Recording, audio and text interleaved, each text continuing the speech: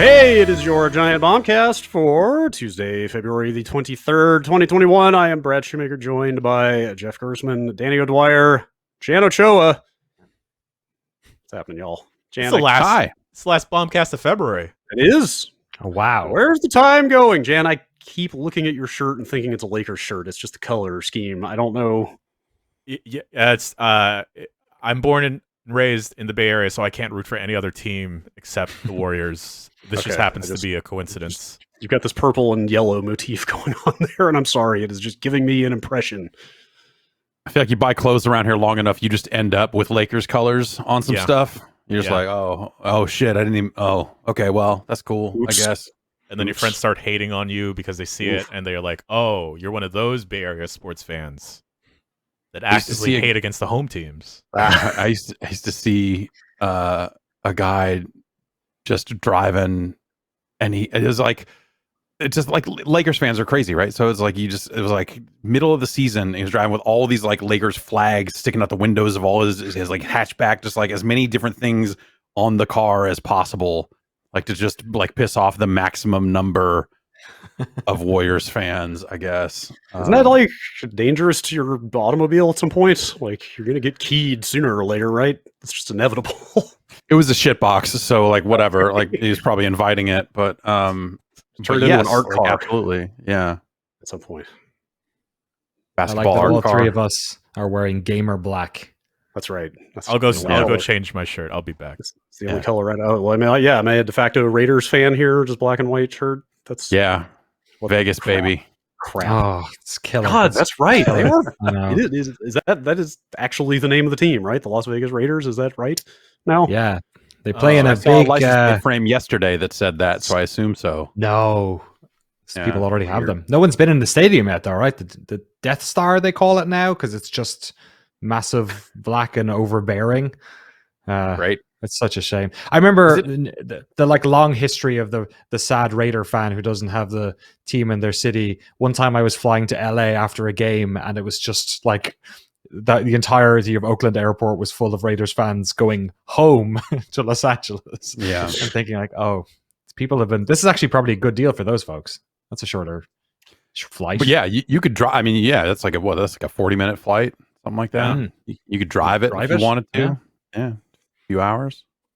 Heartbreaking. Is the stadium like on the strip or something? I'm trying to envision like God, where would they put close to.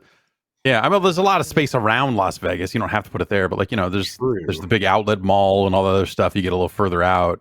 It is very flat further and out. dry. You like the hot dogs get cheaper. You see signs like 5 hot dogs for $1. I'm like, that's good, and filthier.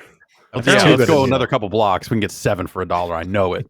It's right across from Mandalay Bay. Oh, weird.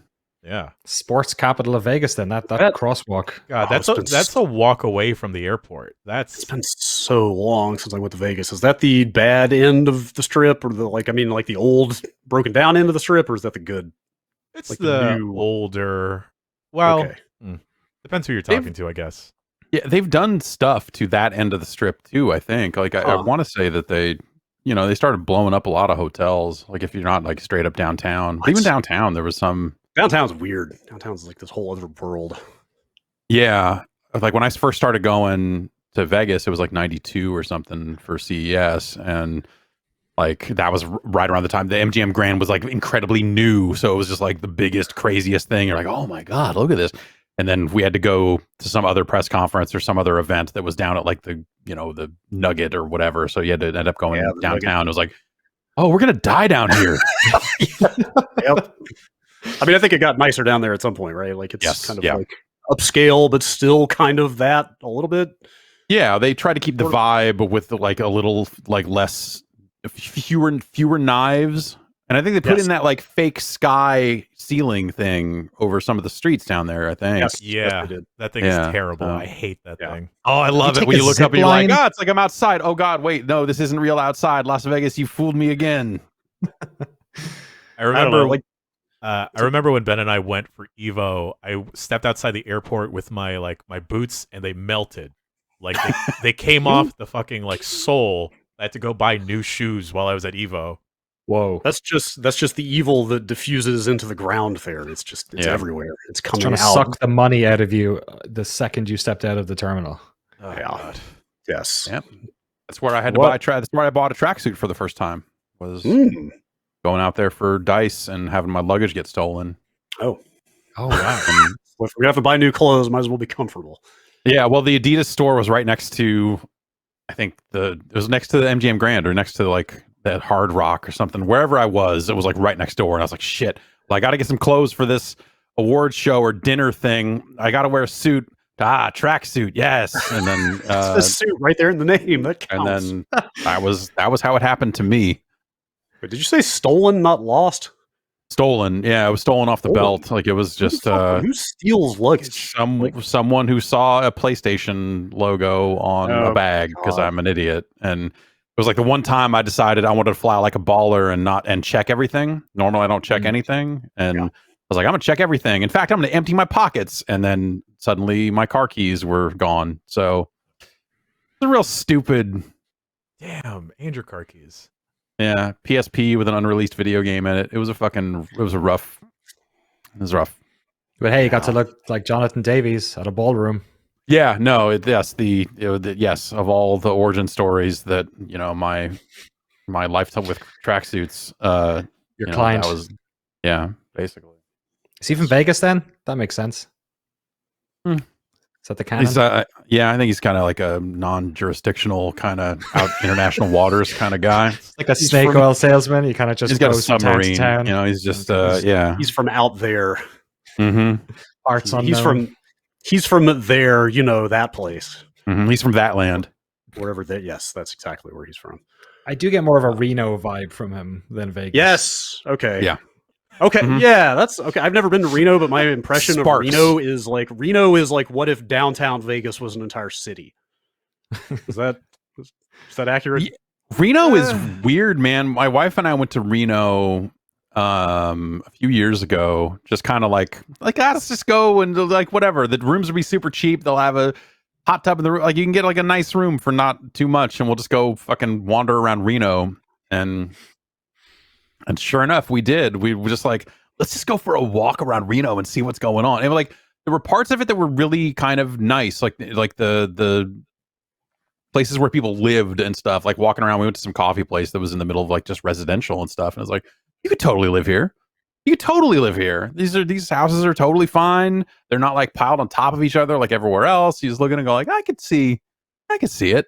You're near Tahoe, so that's nice. Exactly. Yeah. There's like stuff kind of close that you could go to, but then the inhabited parts of Reno, the business parts of Reno, the casino part of Reno was just like a real hellscape.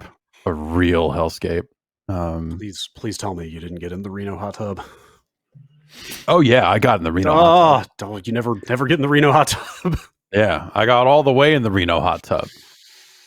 I got a picture around here somewhere of me in the Reno hot tub. Oh boy! Think of all the immunities he has now. That's true. That's right. Yeah, exactly. I've been out licking bus benches and stuff like that for the last year. Just like whatever. What are you gonna do to me? I've been to Reno. It'll be fine. I suggest don't go to Reno unless you're a Viking. That's my advice. Be a Viking in Reno. I don't know if you want to do that. No? I don't Who's know. going to mess with you? Who's going to mess with you when you're a Viking? The native Renoans. Oh, yes. They're staunchly anti-Viking there. You're right, actually. Vikings, Reno is a fairly landlocked place. I'm not sure if you're going to be getting many Vikings there. Yeah, that's a good point, actually. Valheim? Valheim or Valheim? What are we going with?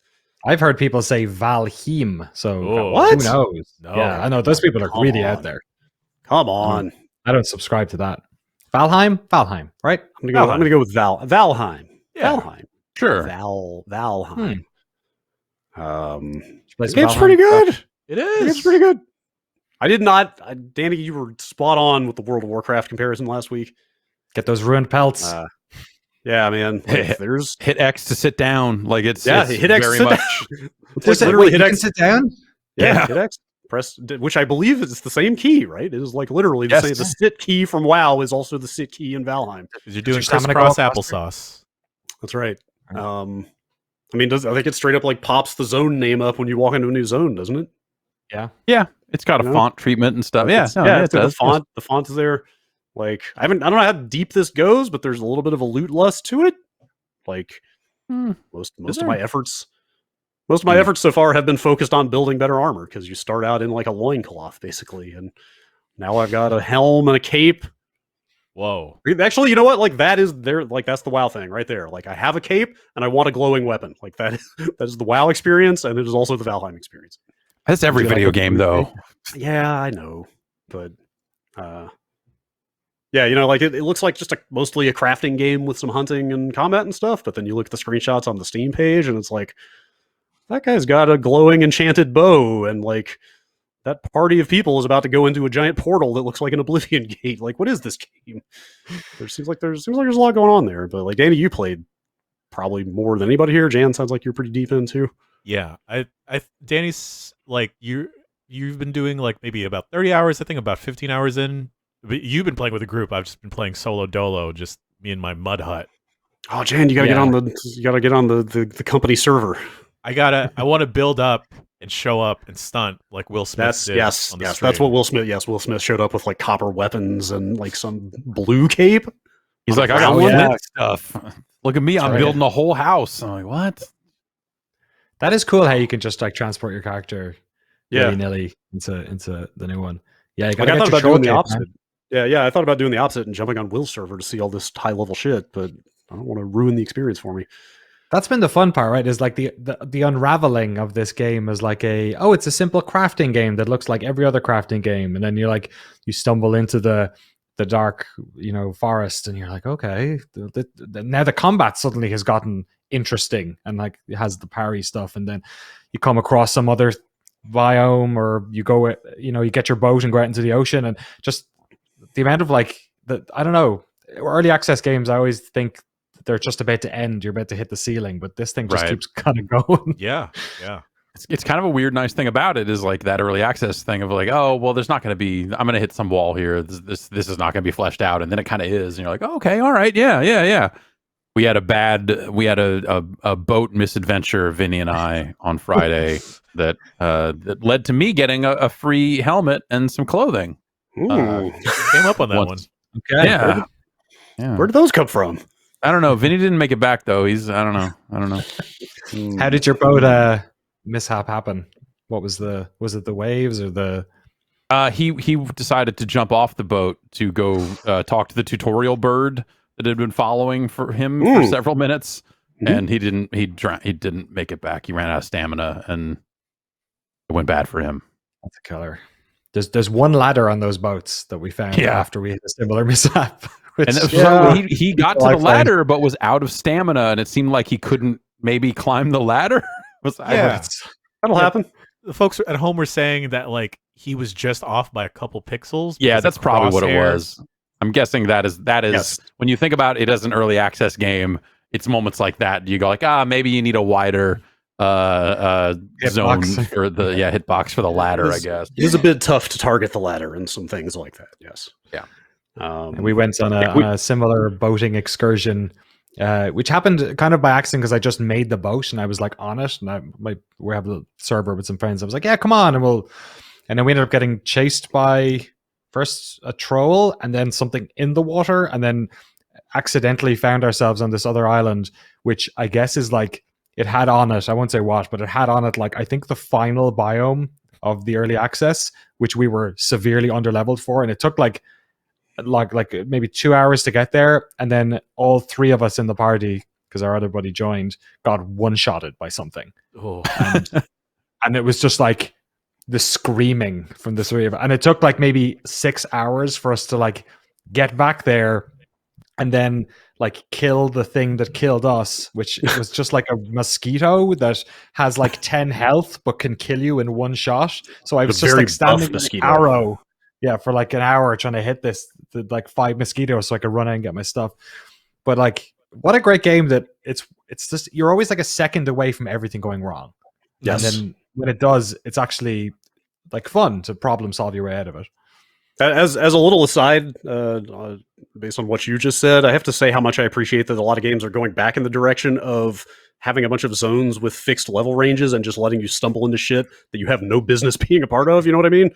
After years of the like Skyrim style, just level scaling everything against your level, so everything is just the same constantly. You know, it's like everything from like Breath of the Wild to this to like even Immortals, that Ubisoft ancient Greece game. Like it's full of stuff where it's just like, I really shouldn't be here right now. I'm gonna get the fuck out of here. But it's like exciting to brush up against stuff like that. You know, like I'm really happy that this is a thing again. Yeah, like poking your head in and seeing how far you can go before you're like, okay, no, I'm gonna come back here. I'm gonna run in here. Maybe I can get like a couple of pieces of ore that'll like help me like jump the line on one piece of gear or something. But like, oh god, I got to get out of here. And yeah, I mean, Valheim is different too, because it's just gear. You know, it's not. Yeah, you're not leveling up. It's you're just improving your to be properly equipped and be better. Oh yeah, okay. I guess you are. Yeah, you are using your skills to level them up. So there's that. Yeah, pretty much everything levels. Although I'm not 100%. Maybe there's like tooltips if you hover over stuff. I haven't noticed, but I'm not always clear what the leveling does. I assume like running probably uses less stamina as you level it up and stuff like that. But you can level up like your knife skill and all kinds of stuff. And then level up the knives themselves as well. So they do a bit more DPS or whatever. Mm-hmm. Everything seems to have at least one level up in it, except for like, I guess, furniture and stuff. Although the workbenches do as well, then they have their own. The foundry. Have you guys started smelting or doing any of that stuff yet? No. Still in the Stone Age.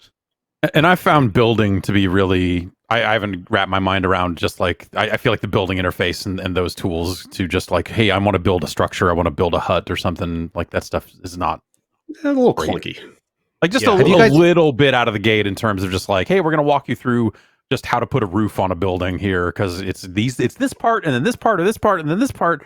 Like they're all in there for very specific purposes, but you just have to know which one is which. And it's just a bunch of tiny icons of little thatched roof tiles that all have like different angles on them. It's like, here is like fixed thatch roof 26 degrees. It's like, when should I use this? Like what? Yeah. I ended up going to see if it lines up. Did you have you seen the color coding on for how grounded something is? Yes. I had to look this up on YouTube. This is something that they really should have shown, Jeff, because it's basically like the foundation of the whole thing. I ended up going on YouTube, but if you put something that is like on the ground, it's blue, and then something that's one step from that is green.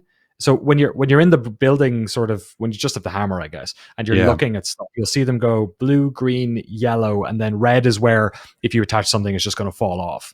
And so that's how you know because sometimes you can put something on the ground, but it's actually green, it's not grounded properly, and then you can't stack high enough.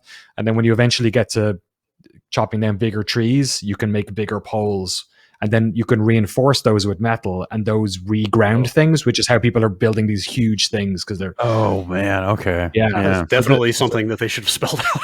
Totally. There's no reference of, not even the bird tells you that. Yeah. So yeah. But I feel like that's early access, right? Like that's for a lot of games, that's the sort of stuff that until, people will figure it out and they'll make YouTube videos, but at some point if they want to do a good job of exposing those systems to brand new players down the line that are maybe a little less adventurous when it comes to this early access stuff, then they'll probably need to do something there. Yeah, I was like a little confused, even just placing a bed and trying to sleep, and it kept insisting that a fire needed to be nearby, but there was one maybe like 5-10 feet away, and then I just had to move it directly next to the bed for the game to let me sleep. Right. There's like a bunch of like hidden maybe it's not hidden, just stuff isn't spelled out yet. Like, you can cultivate boar, it turns out. Yeah, I was going to ask if you guys have messed with any of the livestock and crop raising stuff. Is that worth doing?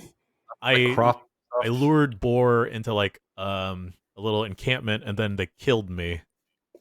So just pull out a torch, man. They'll turn tail and go the other way. So all my cool stuff is like with the boar inside, but they're friendly now. What do you give? Is it carrots or something, or I don't know if there's any. I don't know if there's any more to it than just planting the plants that are already out there in the wild, except right next to your house. That might be the extent of it, or I don't know. Maybe you can grow like better crops than what you find in the wild. I'm not sure. Yeah, I just threw a bunch of raspberries, and then those disappeared. I'm assuming the boars are eating fruit. I didn't know you could even plant stuff.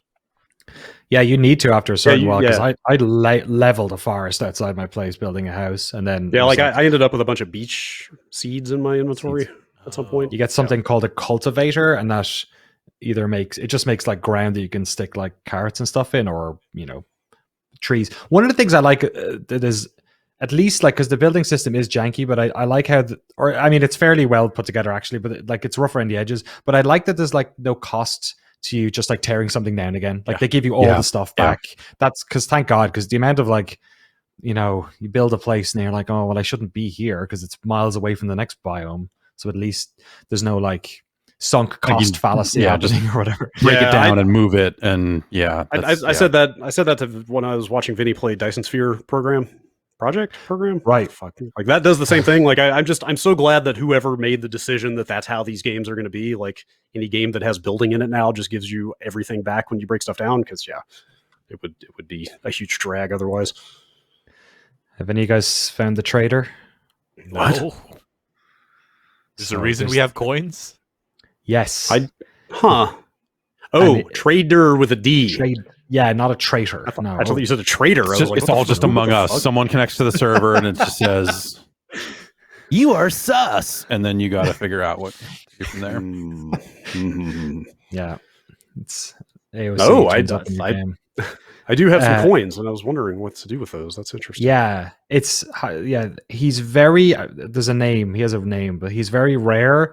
But he's in the Black Forest, and I think we got within a mile of him, and he popped up on the map, a little icon. But he's got some stuff which is pretty useful. It's expensive though. But if you want to fish, I can't go in the Black Forest yet.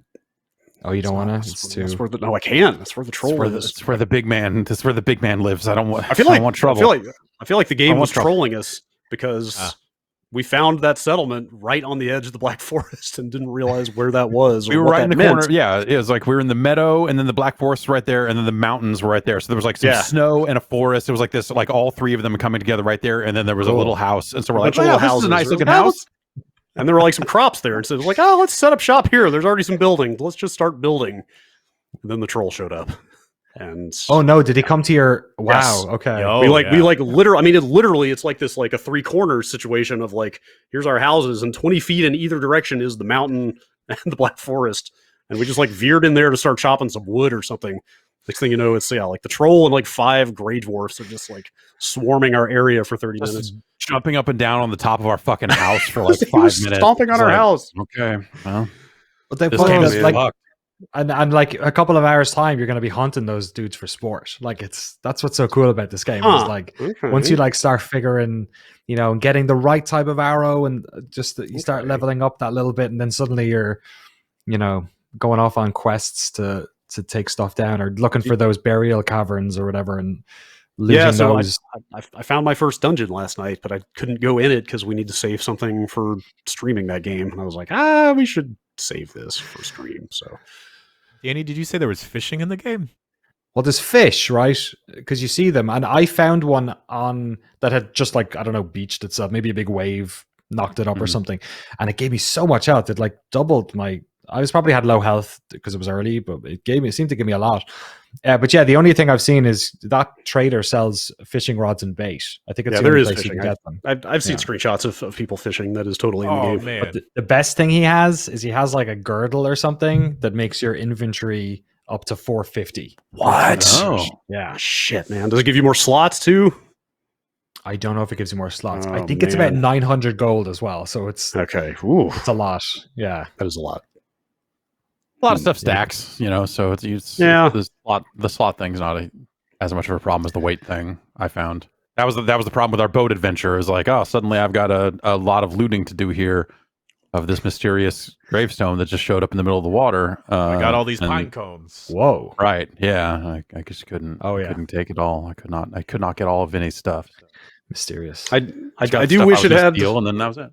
I do wish it had like a proper character sheet. Like the armor equipment kind of equipping process is very weird, and like you just right click stuff in your normal inventory and it just highlights to show that it's equipped. Like I wish there was a full on just character sheet with slots where you could give me a paper doll the armor. Drag yes, I want to see all that stuff laid out so I know what's what. But is the repairing of items free? I still haven't figured it out. I think so. I think Everything repairing is free. Yeah. So repairing, you'll have to repair your houses too, because just the rain Yeah. will Oh, mess with what? them. Oh, Yeah. wow. So all that's free. You can just spam it. It just takes stamina. So you just gotta Oh. do it slowly. But then once you start making metal stuff, there's it's a different workbench. It's called like a foundry. So it's a totally separate workbench, and you have to use that to repair your metal stuff. And then use the other one for all your, and same thing for like getting metal upgrades. You have to use that thing. Okay. You have to like burn wood to make coal to power your furnace. Just do you guys have bees? Yeah, everywhere. Bees. Yeah, like I died to bees, like pretty early on. I was like, oh, that's maybe I can come in here with my torch and I can maybe smoke out the bees. That's what a beekeeper would do, is use smoke to subdue the bees, right? Yeah. And then I was like, oh, you're poisoned. Oh, you're dead. I was like, fuck. But yeah, that was a good dumb early misadventure. But then Vinny and I got our bows out and shot a bee's hive down, and that's how we started, I guess. Yeah, it's a silly ass game. I think it's it's real dumb. I mean, the first thing that happened when we fired up Brad's server was I got on, I ran over, I was cutting down some trees, and then Brad ran over and chopped down a tree, and the tree fell on top of me and killed me. Mm-hmm. And immediately I was like, "This game's great. Yep. This is a great video game." The same thing happened to me when I was going solo, and then I was about to just uninstall it. I'm like, "Fuck this." I was laughing so hard. Oh man, there's a simple joy to like all of the there's something about maybe it's the physics, or I think a lot of it probably rests on the physics, but even like hunting boar is still fun to me, because just doing the dip on the arrow, just even that, it just makes that little moment fun. And the same with the tree stuff, where like you're trying to get next to two trees, so one swing hits two trees. Yes. Or trying to make a tree fall on other trees, so it takes those trees out as well. Like even just like the basic bits, and like the grunt work that you have to do in this game is still fun in the moment. It's pretty cool, because like that stuff gets boring in Minecraft and stuff. Yeah. I found myself wishing, and I don't know why. Well, I don't know, because maybe it would make it a little faster. I almost found myself wishing that some of the more intense wood cutting, like when you're chopping a thick tree and it's going to take a while, I almost wish it had the Fortnite icon of just like, so like aim at this icon as you're chopping, and it will chop faster, or you'll do, you'll get more. Yes, the active reloading of wood chopping. The active reload of busting stuff up in active Fortnite. wood chopping. Yeah, cool. Like that would be. Like if it just reduced, like took two chops out or something like that, that might be a cool thing for them to throw in there. I don't know. Yeah, it is a little bit. Mix it up. It's a little bit nothing. You just kind of stand there hitting the button over and over. Danny, has it turned into like much of a resource grind for you? I've seen some people complaining that later in the game, like you really just bump up against some like pretty hardcore resource requirements to do anything. Yeah, I'd say, especially if you're soloing, I could imagine it. There's a piece of technology you need to do a lot of the metalworking stuff, a circling core, it's called. You get them out of those burial chambers. So you kind of have to do a lot of burial chambering, like, or whatever they're called, burial grounds, whatever they are.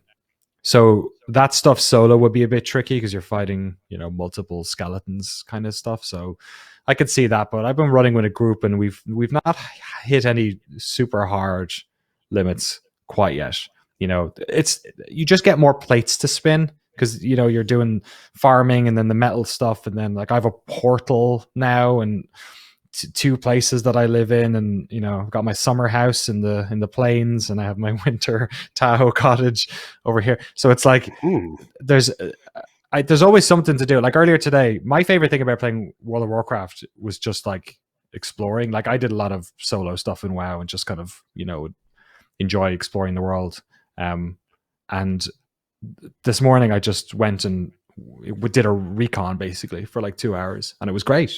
So I feel like there's always like some new, like even if you have to grind for something after a while, I feel like just figuring out how the boars work, or figuring out how, I can't chop down this type of tree, what's that about? Like there's always different avenues if I get bored of something. So it might be a bit of a resource grind, but for me at least, there's always been something else to do if I didn't feel like I wanted to do that stuff, like spend forever harvesting X so I could do something. The metal stuff is a bit tricky though. You do need a lot of, like, to make bronze, you need a lot of copper. So that's been a bit annoying for me so far. It's the story of humanity. This is the arc of history. Need a lot of copper to make bronze. That's what got us here. That thing sold. I think they passed 3 million already. Good for them. Yep. I guess that game is our kind of like breakout annual Steam success story. And I think they've said also it's like a 5-person studio or something. Wow. Yeah, I believe that's like a team in Sweden. I think it's like 5 people that made it. The install size is like a gigabyte. Yeah, like it's like tiny little nothing game out of nowhere. It's kind of blown up and become the thing. But I think they said they're looking to staff up with this sudden success and add a ton of stuff. So that's pretty exciting. We've reached a point where like the idea of a game being a 1 gig install is suddenly like that's like demo scene small. You're like, wow, how they fit all this into. Yes, 1 gig demo. Yeah, pretty good. The I'm surprised how. Go ahead. The YuGiOh phone game I'm playing, it's at least a gig just for card textures. Well, hey, look at the textures in this game. You kind of see where it goes when you look up close. Fair enough. But like, I'm surprised how divisive the look of this game actually has been. Yeah. I think it looks rad. Like, I think that it's like if you zoom right in on your character face or like the walls in the corner of your house or whatever, like it looks like a PS1 game. It's like these super low res, like blocky looking textures and like really low poly models and everything. But on top of that, it's got like this super nice lighting and particle engine and like all these kind of modern effects laid on top of that. I think it's like the aesthetic of it is really cool because it mixes those styles really well. Yeah, I think that like I had a moment early on. When I first fired up, I was like, oh, this is really grungy. Like this is a grimy looking video game. And I was like, but it moves well, so whatever. And got into playing it, and then day turned to night, and suddenly I was seeing the moon shining through the trees and stuff, going like and off the water and all. I was like, you know what? This game looks fucking great. Like totally. Just straight up. Like it's got a style, and I do think there are parts of it that are grimy as hell, but I kind of like that about it. It seems almost intentional to me that it's like that. It works for it right now. Well, we'll see. Yeah. I mean, it's, they're a 5-person studio working within constraints that just sold 3 million copies. So what do they do next? Like that's the thing, right? Like they probably had a plan for what they did through early access. But I bet now they're like, oh wait, how about instead we do these 9 other things too? Or we'll see. Yeah, it doesn't do fine detail well, but it does mood and atmosphere incredibly well. Sure. Like they've got that kind of like colored fog thing where like the fog rolls in and like it's kind of orange over here where the sun's shining through it, and like the thunderstorms are super moody, and like the nighttime, like you said, like all the time of day and like weather stuff is incredibly atmospheric. It's cool. Yeah. When I was sailing back, or when I was trying to get back from our sea misadventure, and was just like sailing next to the Black Forest, and just it was raining and just dismal, and it was real fucked up out there. I was like, yeah, like the waves are really crashing up and down. It was like, this is like a good rough sea, and the guy I left with fucking died out there because he got off the boat for some reason, and then I got off the boat because I was getting jumped while I was looking at his corpse and had to survive a dumb fight. And it's just it was a good, solid, like, it was what you want. It was like that emergent storytelling of like, this is a thing I can talk about now that happened to me in this game that has no, or very little story of its own. They do that stuff really well. So. Yeah, that's the value of those games, like getting lost, like enduring some hardship and like having to put up with a bunch of garbage to get back where you want to be. Like that's the fun part. The sailing. Every piece of resin has a story. Yes, that's right. I've never had so much water anxiety from all that. Like the bobbing. Yeah. We had one of our buddies was AFK for a second while we were on the boat. We're like, yeah, sure, we'll like, we'll just we're going to be here for like forever because sailing takes hold forever. Fast. Hold fast, you'll be fine. Yeah, hold fast, be fine. And then he disappears, and then something in the ocean went for us, let's say, me and the other guy were like, oh no, we need to, and the other buddy was super under leveled, so we were like, oh, we need to like get to the coast really quickly. So we went to the coast and jumped off, and it was a black forest, and then we started getting attacked. And I guess the boats stay where they stay as long as no one's in them, because we were just fighting these dudes. And I turned back, I'm like, where's the fucking boat gone? And our buddy has just like, he's sailing back out to the ocean, AFK, just kind of like bobbing on the thing. And we don't know when he's coming back. I think he's going to have dinner or something. And like, there's something out there that's trying to attack our boat that almost destroyed it. it was all that type of stuff. It's just Also, you can't swim very long, so I can imagine you didn't last out there. He came back like 5 minutes later and was like, "Where the fuck are you? I'm in the middle of the ocean."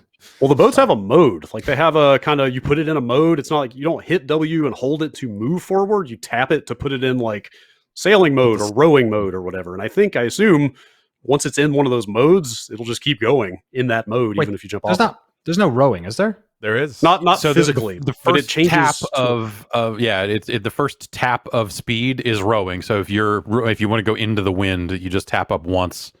Oh, you'll see a little row icon on the right side of the screen when you're in that mode. It just means like, make the boat go without the benefit of the wind. Is what And so it's you basically have 3 arrows forward and I think 1 back that you can, like gears you can shift it into basically. And but 2 arrows forward and 3 arrows forward are sail stuff. So I thought it was just like the amount of sail, because no wonder I was screwed every time the wind was blowing in our direction.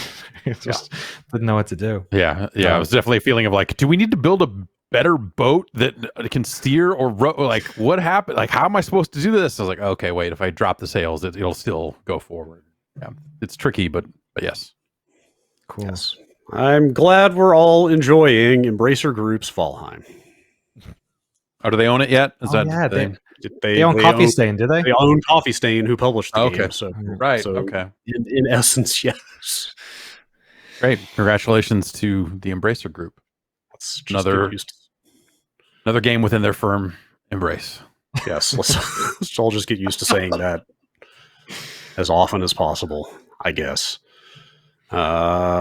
Goodness gracious, who played what else? What do we got going on here? Jeff, did you get a chance to play any of that Blizzard thing? I know you were installing it. Yes, I have played some of the Blizzard Arcade Collection because I'm a big fan of Blizzard's arcade games. Yeah, of course. Those arcade guys, Blizzard, real quarter munchers over there. Mhm. It's the dumbest name. Like Blizzard didn't. It's not arcade. Those aren't arcade games. What the fuck is wrong? The Blizzard Classic Collection. Yeah, sure, Works just as well. whatever you got. Yeah. So anyway, whatever. It's awesome. It's really well done. So it is the Lost Vikings, Blackthorn, and Rock and Roll Racing in one collection. Tell me Blackthorn holds up. Dude, so they have really done right. So they've included multiple versions of each game. So when you go pick Rock and Roll Racing, it'll say, do you want to play the SNES version or the Genesis version? Which the answer there is the SNES version. I mean, don't be crazy. That's cool. But they also list and say like, hey, the Genesis version has like 4 new tracks and 1 song that the SNES version didn't have. But they've also done definitive editions of each game. So you can also play Rock and Roll Racing Definitive Edition, which is widescreen, native, 16:9. Same game? Same game. Same graphics? Updated graphics, like an updated look to some of the tracks and just the but it is definitely maintaining the exact look of those games, but like they did what they could around the edges a little bit, I guess I would say. Like in Rock and Roll Racing, there's the sides of the track and there's some smoke or mist off to the sides and stuff that like looks a little bit better than a SNES or a Genesis would have been capable of at the time. So they've done some visual work to it in addition to making it widescreen. They also make Olaf, the hidden character, immediately selectable. They have replaced all the audio, which is good and bad. So it's like it's actual CD audio of those songs or of songs, as opposed to the SNES and Genesis just sounding like SNES and Genesis games, which I think I might prefer. But anyway, and it's all new announcer VO. Like they've added like the announcer is just like, this race is brought to you by, like there's just like additional lines of dialogue that were not there originally, but it is still the same game, the same basic concept, the same controls, all that stuff. So it's like it's kind of fucking crazy. Like it's not a ton of work. They have not reinvented that game, but they have done enough to it to where you're like, this is like so they added 2 things there. They added the definitive edition and then also a 4-player split screen mode, which didn't exist before, where you can just play that game 4-player local. And that's nuts. So like the idea that they've done like a significant amount of work to like make legit, like really actually probably definitive editions of those games is like pretty neat. What did they do to Blackthorn in that context? Blackthorn, they added an auto map. Okay.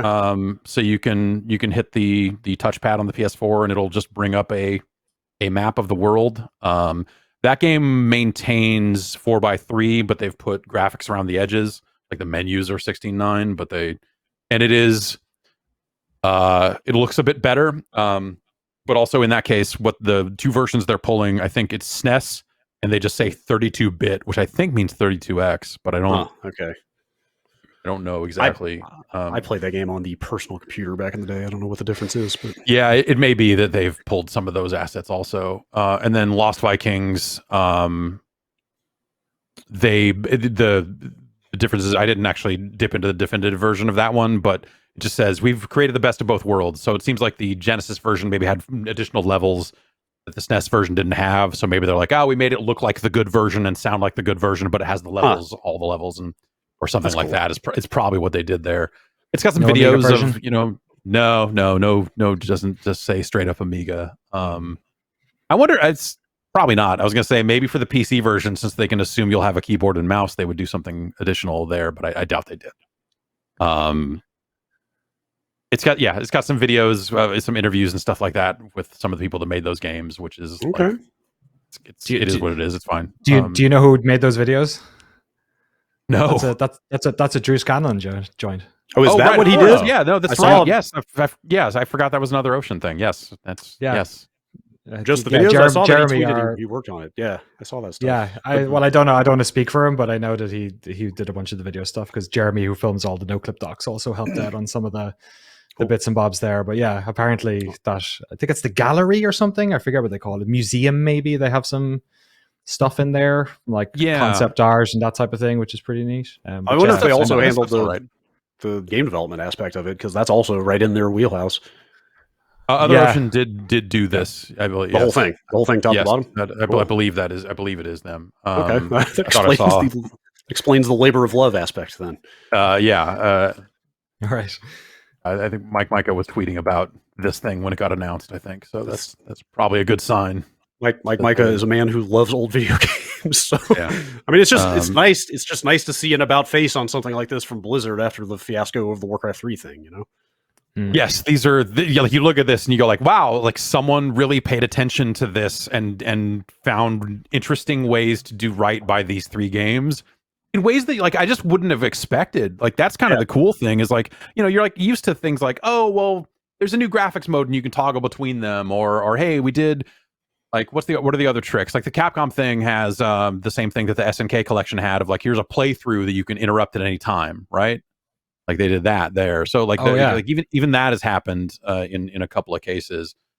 And so like in terms of thinking about like, well, what do you do with these games? Like I think this idea of just like this definitive version that finds ways to still be those old games, but like come up with like one or two like little cool modernizations that like the map for Blackthorn, that's very useful. That's cool. Yeah, all that stuff is seems really great. I was very surprised with it. Like going in, I was like, okay, this is just going to be like one version of this game. Hopefully it'll be the SNES version of Rock and Roll Racing. We'll see. And then loading it up and seeing like, oh, it has both. And what the fuck is this? Wait, hang on. Like I was very surprised. Very well done. What's it on? Like everything or it's on everything pretty much. Yeah, it is. The Switch version. Yes. I want to say yes. Let me triple check. Yeah. I believe that is the case. But it is on BattleNet as well as consoles. Yes, BattleNet, PS4, Xbox One, and Switch. Yes, man, great. I don't have enough Viking games in my life right now. Perfect. Yeah, right. Very hot this year. Yeah. So it's So that's you know who else is hot? What's that? Golden Earring. Really? The recording artists of Radar Love, the one song that was exclusive to the Sega Genesis version. I never played Rock and Roll Racing back in the day, so I had to look up the soundtrack because I needed to know what kind of rock and roll we're talking about. Well, don't play it on Twitch, they said, because you're going to get tough. We'll get it. Born to be Wild, Bad to the Bone, the theme from Peter Gunn. Mm-hmm. And yes, Radar Love exclusive on the Genesis, but not anymore. Peter Gunn. The Spy Hunter theme. Yeah. Blues Brothers, I always thought was that. Yeah. It's Do you ever play- before that. Peter Gunn was the Oh, TV was? show from years before that. But yeah. Yes, the rock and roll classics, the theme Yeah. from Peter. Like Highway Star, I think, is in there too Yeah, originally, yes. and some yes. other stuff. Yeah, there's Deep Purple, yes. Black Sabbath. Wow. the SNES version. So Oh, yeah, ridiculous. so that was a thing when well, whatever. We'll get to it in the news, but I was very surprised at seeing that information based on like it's the SNES audio, right? It's not gonna like. Oh wait, it's not. Okay, Algorithms don't give a shit. No, They that's see, the thing. Is they like see all and know all. Yeah. no, that's what I'm telling you is that these definitive versions have those songs. Oh yeah, in yeah, them. yeah. It's not the SNES audio. It's the songs. So Yeah, but I wouldn't be surprised if that applied to everything in there. yeah, we'll That'd see. be worrying, man. I don't want to get like hit by a strike because I'm whistling a Spice Girl song. Yeah, I've seen YouTube videos from people who like, dude is like, here are the top 20 acoustic guitar intros of all time, and like 3 of them, he's like, I can't even play this for you on my guitar right now because I will get flagged and copyright claimed. That's awful. That's Like awful. the robots don't give a shit anymore. They never did. They never did. Yeah, that's true. Yes, just now. No that they man, have- ethical AI. now they have way too much power. Is that a term people use? Yeah. Ethical AI? Yeah. Oh, dude, Yes, yes. There are like Yes. fucking Google employs like ethicists and shit at this point, supposedly, if I'm not mistaken. Like digital ethicists, chief ethical officer, I'm sure is something that is on the way very CEO, soon. yeah. Yeah, right. God. I should talk about, speaking of arcade classics of yore being done right by, I played a little bit of Ghosts and Goblins Resurrection, which is coming out on the Switch on Thursday. I don't remember the last time that I so instantly despised a video game. Like, I wish I had done almost anything other than play that game with the time I spent on it. Holy any fucking point- shit. At any point when you launch it, or does it play a trailer or something where it just says "back up in your ass with the resurrection"? Nothing, nothing like that. Okay, Nothing like that, All right. I'm afraid. That would make it way better.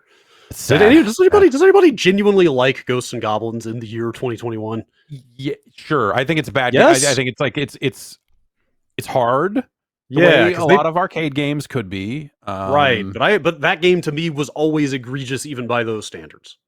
I like- finished it for the NES. I like the Okay. both loops and did all that stuff. Like when it was a new game, I did that, and then also Oh, Ghouls and Ghosts did the same. Ghouls and Ghosts is a better game. It's just more Yeah, interesting. I think sure. the Genesis version actually, where they added all the magic stuff or whatever, is cool. I like the Maximo game, kind of. well, yeah. I mean, everybody wants to stab out Mighty Blow once in a while. Yeah, we all love to stab out Mighty Blow. But I mean, Ghouls and Ghosts at least stands out in my mind as like, oh, that's a cool and very good-looking Genesis game from like early in the Genesis, right? Like that was just a yeah. holy shit, this thing looks better than the Nintendo. Wow. But like, dude, like the stiff ass controls, like no air control on the jump, like fucking projectiles coming at you both directions with a bird dive bombing you and a fucking zombie spawning underneath your feet at the same time.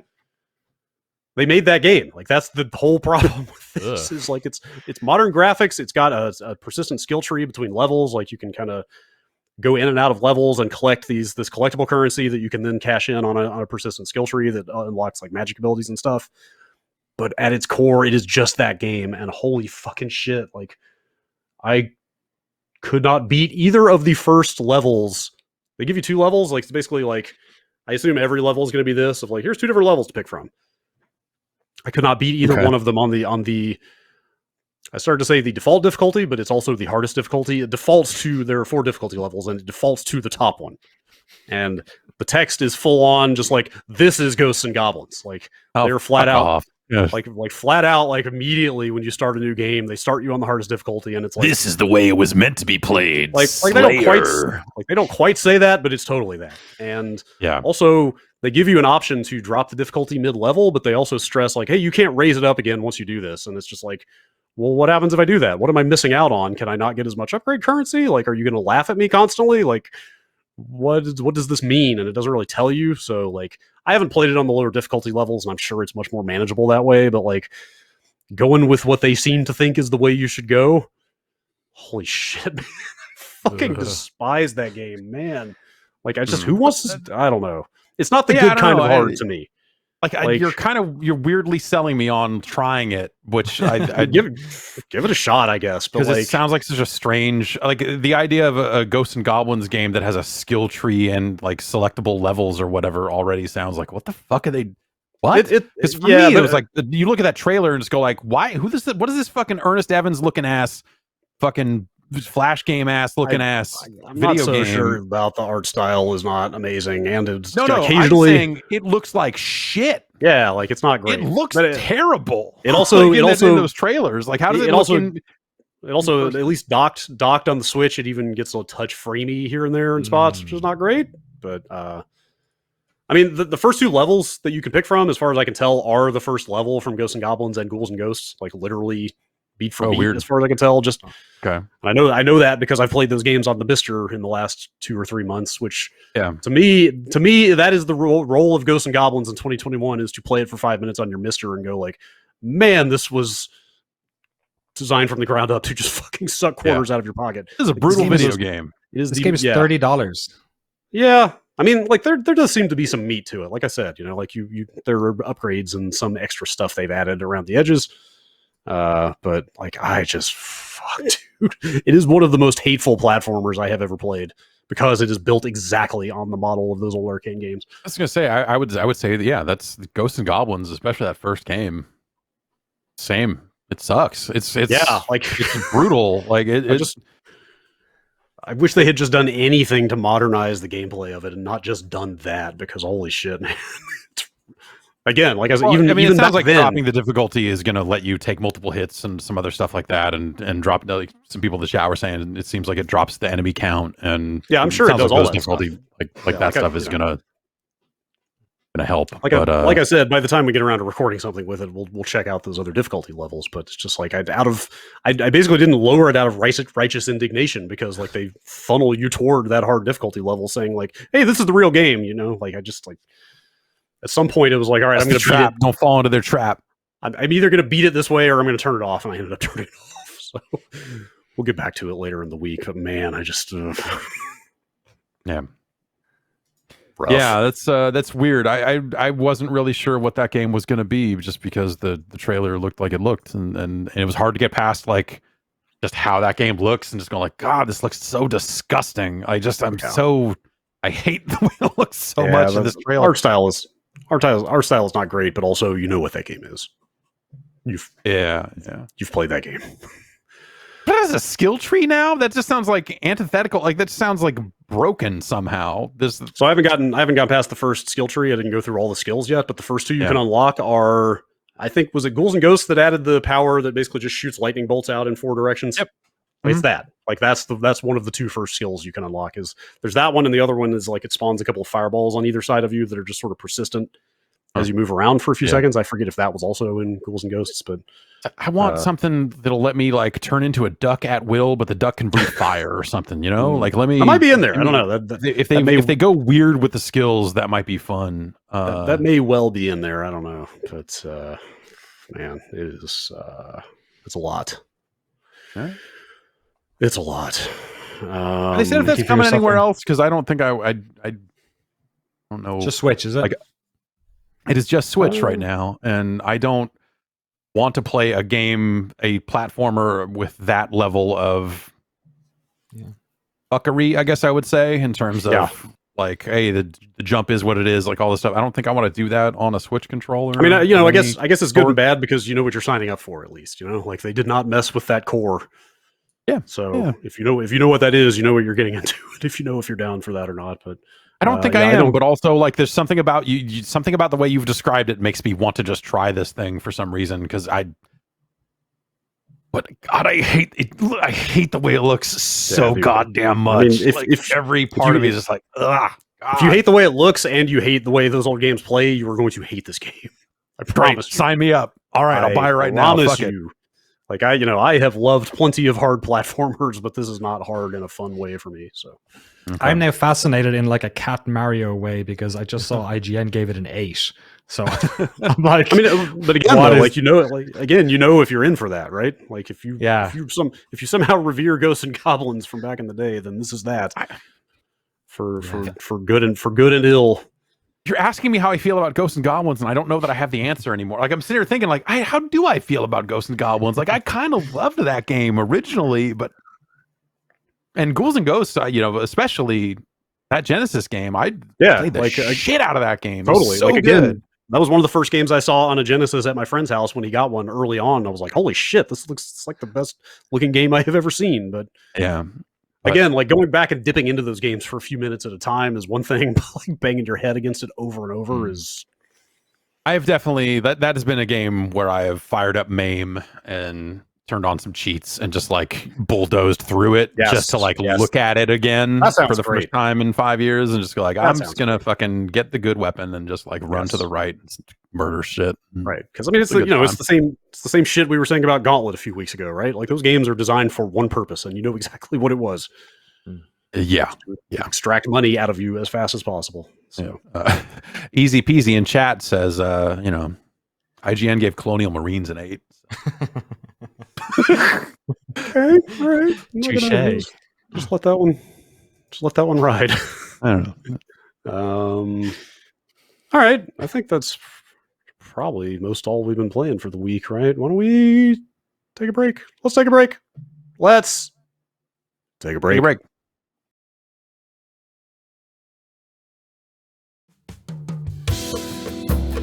In 2021, mental health is finally a thing. So many people are struggling right now and aren't feeling like their normal selves. Therapy helps, and it doesn't have to be sitting around just talking about your feelings. So what is therapy exactly? It's whatever you want it to be.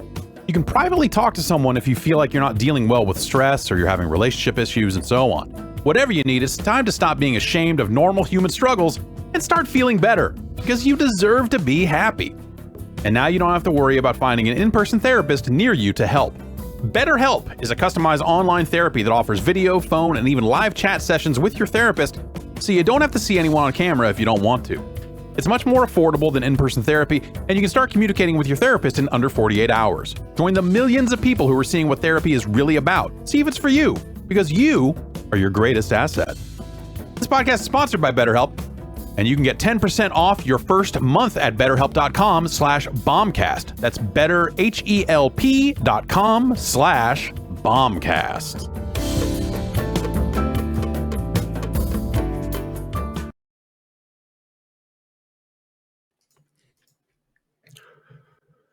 Good Lord, do we have some news this week? Rolled into this morning. Yes. I gotta say, apparently, following on from last break here, the breaking news, apparently IGN gave Colonial Marines a 5, not an 5. 8. So, yeah. So, where did the 8 come from? Ghosts and Goblins, significantly better than Colonial Marines, I think is what that means. That's how reviews work, right? Yeah. Okay. Yeah. I guess I can. 5 is the average, right? So Colonial Marines is like a standard video game. That's right. Yes, standard quality. No downsides. Perfectly average. Yeah. Of course. Of course. You could do. All right. Let's get into this. Good Lord. I had a full slate of news rolling into this morning, and then like an entire week's worth of news has also occurred this fine Tuesday morning. So thanks to Gentleman's Quarterly. Yeah, thanks GQ UK and 5 other things. All right, let's get into it here. That's what GQ stands for? Yeah. Yes, it is in fact. Gentleman's Quarterly at United Kingdom. Sony kind of kicks all this stuff off. They had like a little sort of miniature news hit this morning, I guess I would call it, because Jim Ryan has given another short interview to GQ, and they also kind of in tandem put up a post on the PlayStation blog entitled "Introducing the Next Generation of VR on PlayStation." And I don't know what happened internally at Sony that they were like, hey, we got to get Jim Ryan in front of somebody again. He needs to be out there messaging. What do we need to message about? I don't know where this came from, but here we are. Yeah, because it's not like they have like more consoles to sell suddenly, right? I mean that is my thought, is that news has been going around the last couple of weeks of like, hey, there may not be steady supply of PS5s through the end of this year. Like, don't expect them to be easier to get. Maybe they wanted to like shift the narrative off of that stuff. I don't know. But this GQ interview's got some stuff in it. There's like a handful of little tidbits. Also, reading the intro to this interview makes me realize how much PlayStation is like a Euro-centric operation now. Right. Yeah.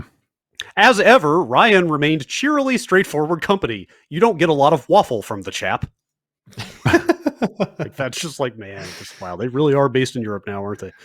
Or run out of Europe. All right. So the kind of the tidbits that came out of this interview are PlayStation VR is in fact coming to PS5 after the last time he gave comments about it, at which time it sounded very much like it was kind of up in the air whether they were going to do more VR or not. Yeah, it was like a real like, I think we'll get back to it. Yeah. Not this like, year. It's like, is it coming next year? No. Is it coming the year after that? No. Do we think VR is the future? Like, maybe. Like, it was very non-committal. He kind of threw water on that whole business, but here they are flat out saying, hey, the new PSVR headset is underway. This says, just quoting from the intro to this interview, a follow-up to PlayStation VR confirmed with dev kits out in the wild and, quote, an easy single cord setup. So like that's the quote about the PSVR in this thing. Is, and then they put out on the PlayStation blog, they ran a thing too. Yeah. That, I guess the one other piece of information from that blog post is they talked a little bit around the controllers, not a whole lot other than to say there are new controllers coming and that they will incorporate some of the dual sense technology, but they didn't say what exactly. You can certainly just imagine not a PlayStation move, but yes, not a PlayStation move. It's probably a little too much to expect for the new PSVR to be wireless. I'm still a little disappointed to find out that it's not wireless. Yeah, it's wireless VR is neat, but I think it takes a situation where VR is already like such a your mileage may vary sort of setup, and then you add just the slightest bit of latency to it as a wireless thing, then you've got another situation where people, you've got another segment of people who can no longer use it because the latency is just making them sick. That is possible. That may also push them out of the price category that they needed to land in with that thing. Yeah. That's entirely possible. Design-wise as well, the projects that they worked on tended to be designed with a sitting, like, because PlayStation VR is kind of a bit of a walled garden, right? They had like some third-party stuff, but like, some of the bigger games or the more popular games were all very like designed for this thing, and you were always sitting down, which in a way was actually kind of nice because then you felt like I was getting the proper version of whatever. I think they ended up getting. I feel like they ended up getting most of the. I'm trying to think, like, what are the big third party, like Skyrim and all those. There, right? Skyrim came, but Star Wars Squadrons was there day one. Yeah, but like some of the games you think of as like, like PC VR, like Rec Room is well, Rec Room can be played outside of VR even. So Rec Room can, they eventually built Rec Room out to support all types of seated and not even non VR applications. So like they did the work to kind of make it fit onto PlayStation, and even there's a version of that on Xbox even that doesn't even have fucking VR. So I don't know. I think they got a good variety, because at some point, like if you're making a VR game, at some point you got to go like, I need to make sure that anyone who owns anything resembling a headset can buy this thing.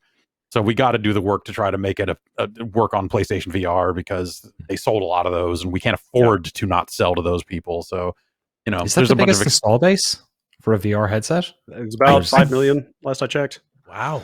Which, like, 5 million sounds like a lot for a VR headset. I know I've said this before, but against the like 115, 120 million PS4s out there, like, it's kind of a drop in the bucket. So kind of goes both ways.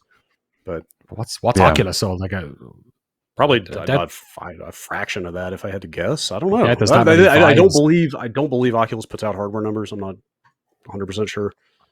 I think Steam has put out, because they do their hardware survey and all that other stuff. So I think they've put out some sort of statistic around just VR penetration, but I don't know where it's actually at these days.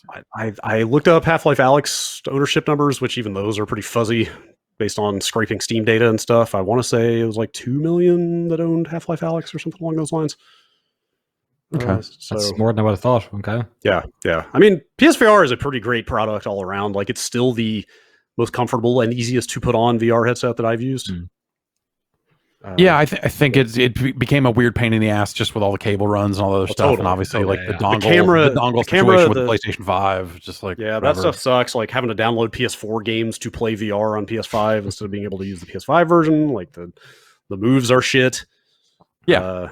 The tracking was just never great. Like I still, every time I use it, I have to rearrange furniture to find that sweet spot in my living room where it mostly tracks okay. You had a terrible time. Yeah, every single step of the way with PlayStation VR here in this room. It always would just get completely wild. Like 5 minutes in, it'd be like, oh, I'm like basically like punching this window out behind me. Which I literally almost punched this fucking window out playing Job Simulator of all things. It's just I had a terrible time with that thing. For as comfortable as it was, and when it would work well, but I never got it working here. We had a ton of trouble in the studio with a variety of headsets, and I mean, God, we were, we had that thing ahead of some firmware updates from the sound of things. So that was a fun time. It was an interesting time hearing details from like backdoor info about like, oh yeah, they saw your stream and they're working on it. They're aware. They're working on it. But I mean that said, the last time I played a game on it was 3-4 months ago, and it still is not perfect. Like it's still got issues, but I assume this new one will have inside out tracking. Like that just seems like the way everything is going, and like how would they not have that at this point, right? Like that seems mandatory for this. I would hope so. Yeah, I mean they did sell that camera and they do have that, but that thing is not stereoscopic. It's just got one camera, it's one lens, one sensor. So I don't know that it could work for that, but also they shouldn't do that. Like that. Yeah, no, like in the built-in tracking solutions are good at this point, but the how did they phrase it? Easy single core setup sounds really promising to me because I assume that's just one USB-C cable that plugs right into the front of the PS5. I fucking hope. Yeah. Please tell me there is not another breakout box, but like if that's the case, like that breakout box was a nightmare to set up any and every time. Yep. Quick look or UPF. Yes. And then like ours randomly stopped working out of nowhere. Yeah. Oh. Yes, it did. So yeah, like if I hook my Quest up to the PC via a USB-C cable, and it works fine. Like that's definitely a way to do it. So if that's what they're doing, that sounds like great news to me. That is just pull it out of the box, plug it into the front of the console, and you're done. Which sounds great. Also, maybe this means that we'll get another Astro game as well, perhaps. I hope so. Hope so. Let's see. They talked about some other stuff in here, kind of just some random ups and downs. Gran Turismo 7 will no longer be out in this calendar year.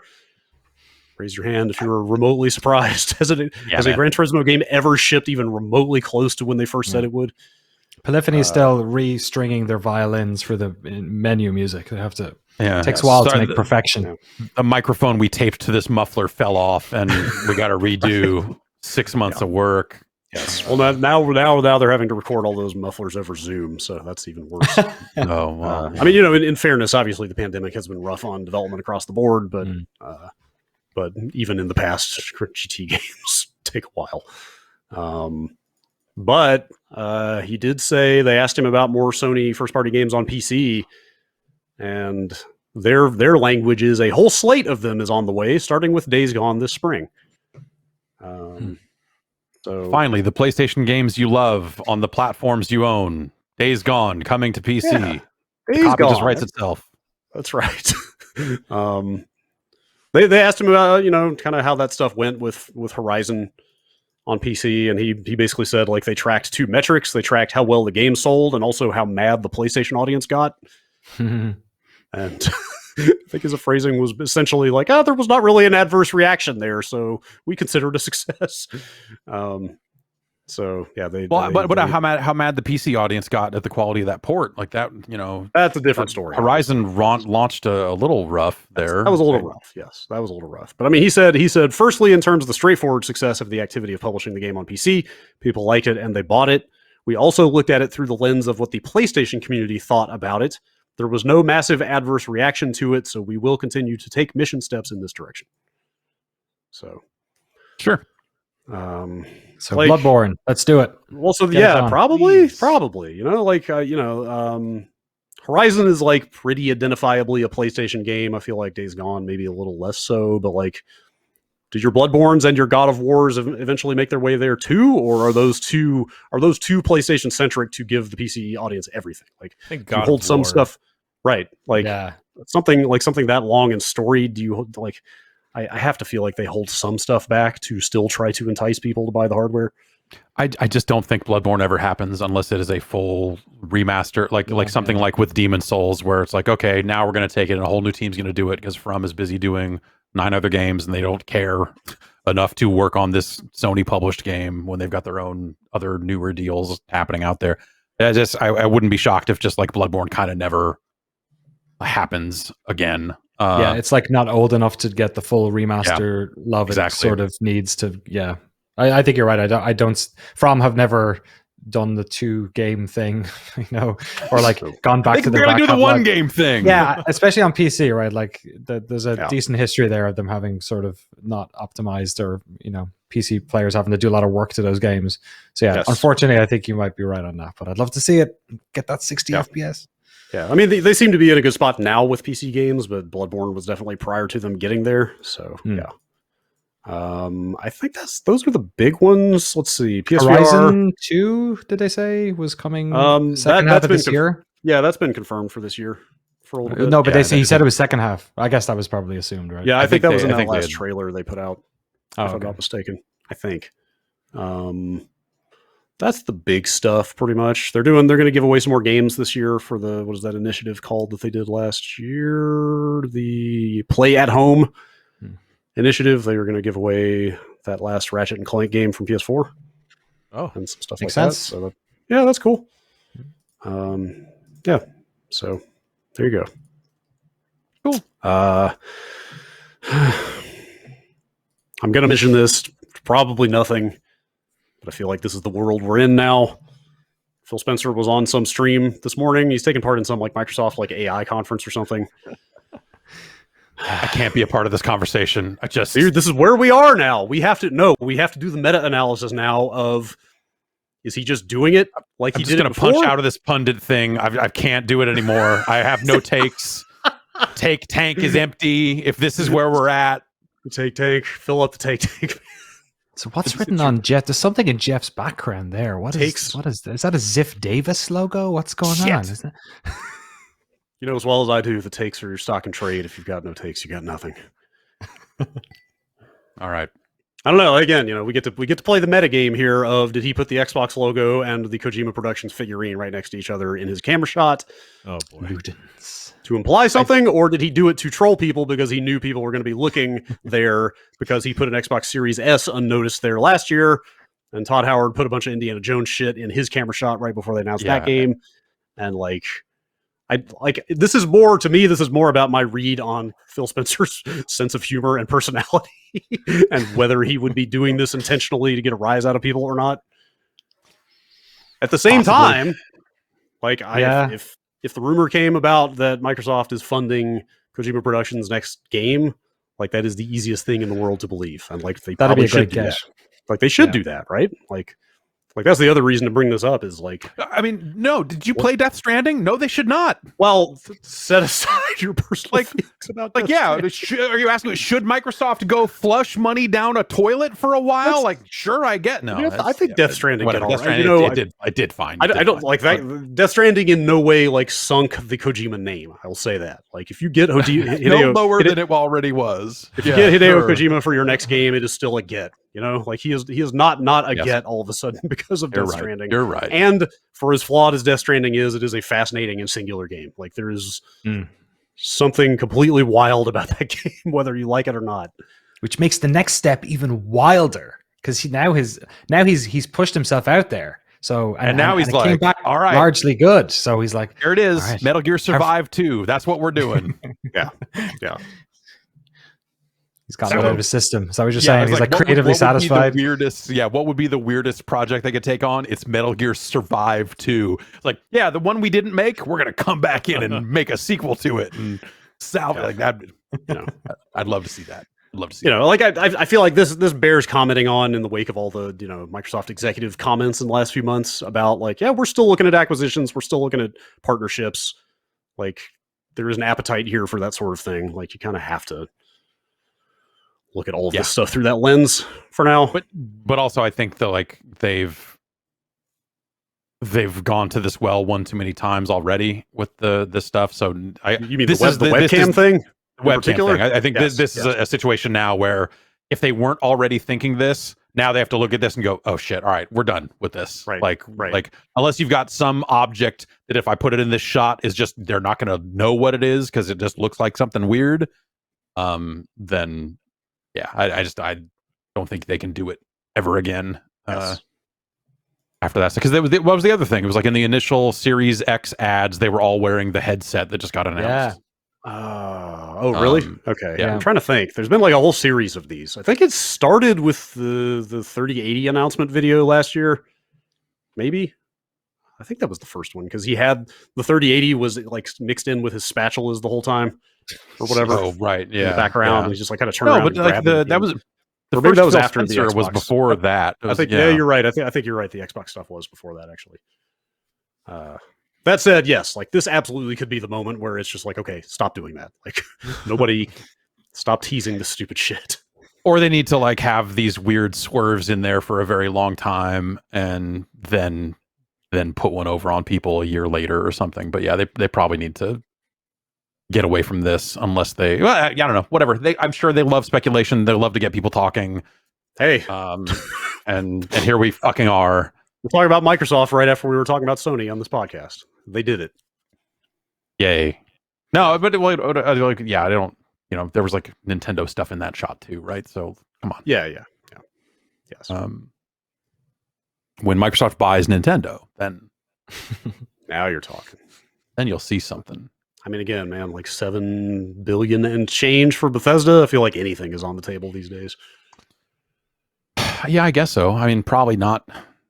Well, I don't know. I'm not in a position to tell you how much I think Nintendo would sell for if someone. I didn't mean Nintendo. I meant more the Kojima Productions thing. That's small fun comparison. Like, that studio. Like I don't expect anybody to ever buy Nintendo. But also, I don't think anyone buys Kojima right now because I feel like they just got out there. They had a game that sold well. They probably don't need to sell. I imagine if you're yeah. Again, Kojima, you're like, no, we'll do partnerships. We'll do whatever. We'll sign deals, but like we like being out here on our own. Give them another couple of games, and then maybe they'll sell it. Yeah, again, in this case, to me, it would be more like, oh, we are publishing their next game, or maybe it's even something more mundane, like, hey, the Death Stranding in a world where MLB The Show is about to come out on the Xbox, maybe Death Stranding, a Sony computer entertainment game, is coming. There's a couple of ways in that game, though, you could really feel the constraints of the budget in it. Like they made good, I think, on the budget they had, but like, a lot of big empty spaces, not much, not of repeatable things, like the type of thing that costs money. Repetitive. So, but now imagine if you had a warthog. Oh, man. How much more fun traversing those spaces might be. Okay. The power of the Xbox Series X makes it possible. That's and right. then you find the skulls, and it makes everything harder. Like you can only hop on your left foot the whole game. You get Conan O'Brien's skull and Jeff Keighley's skull and put them together and make them kiss. Then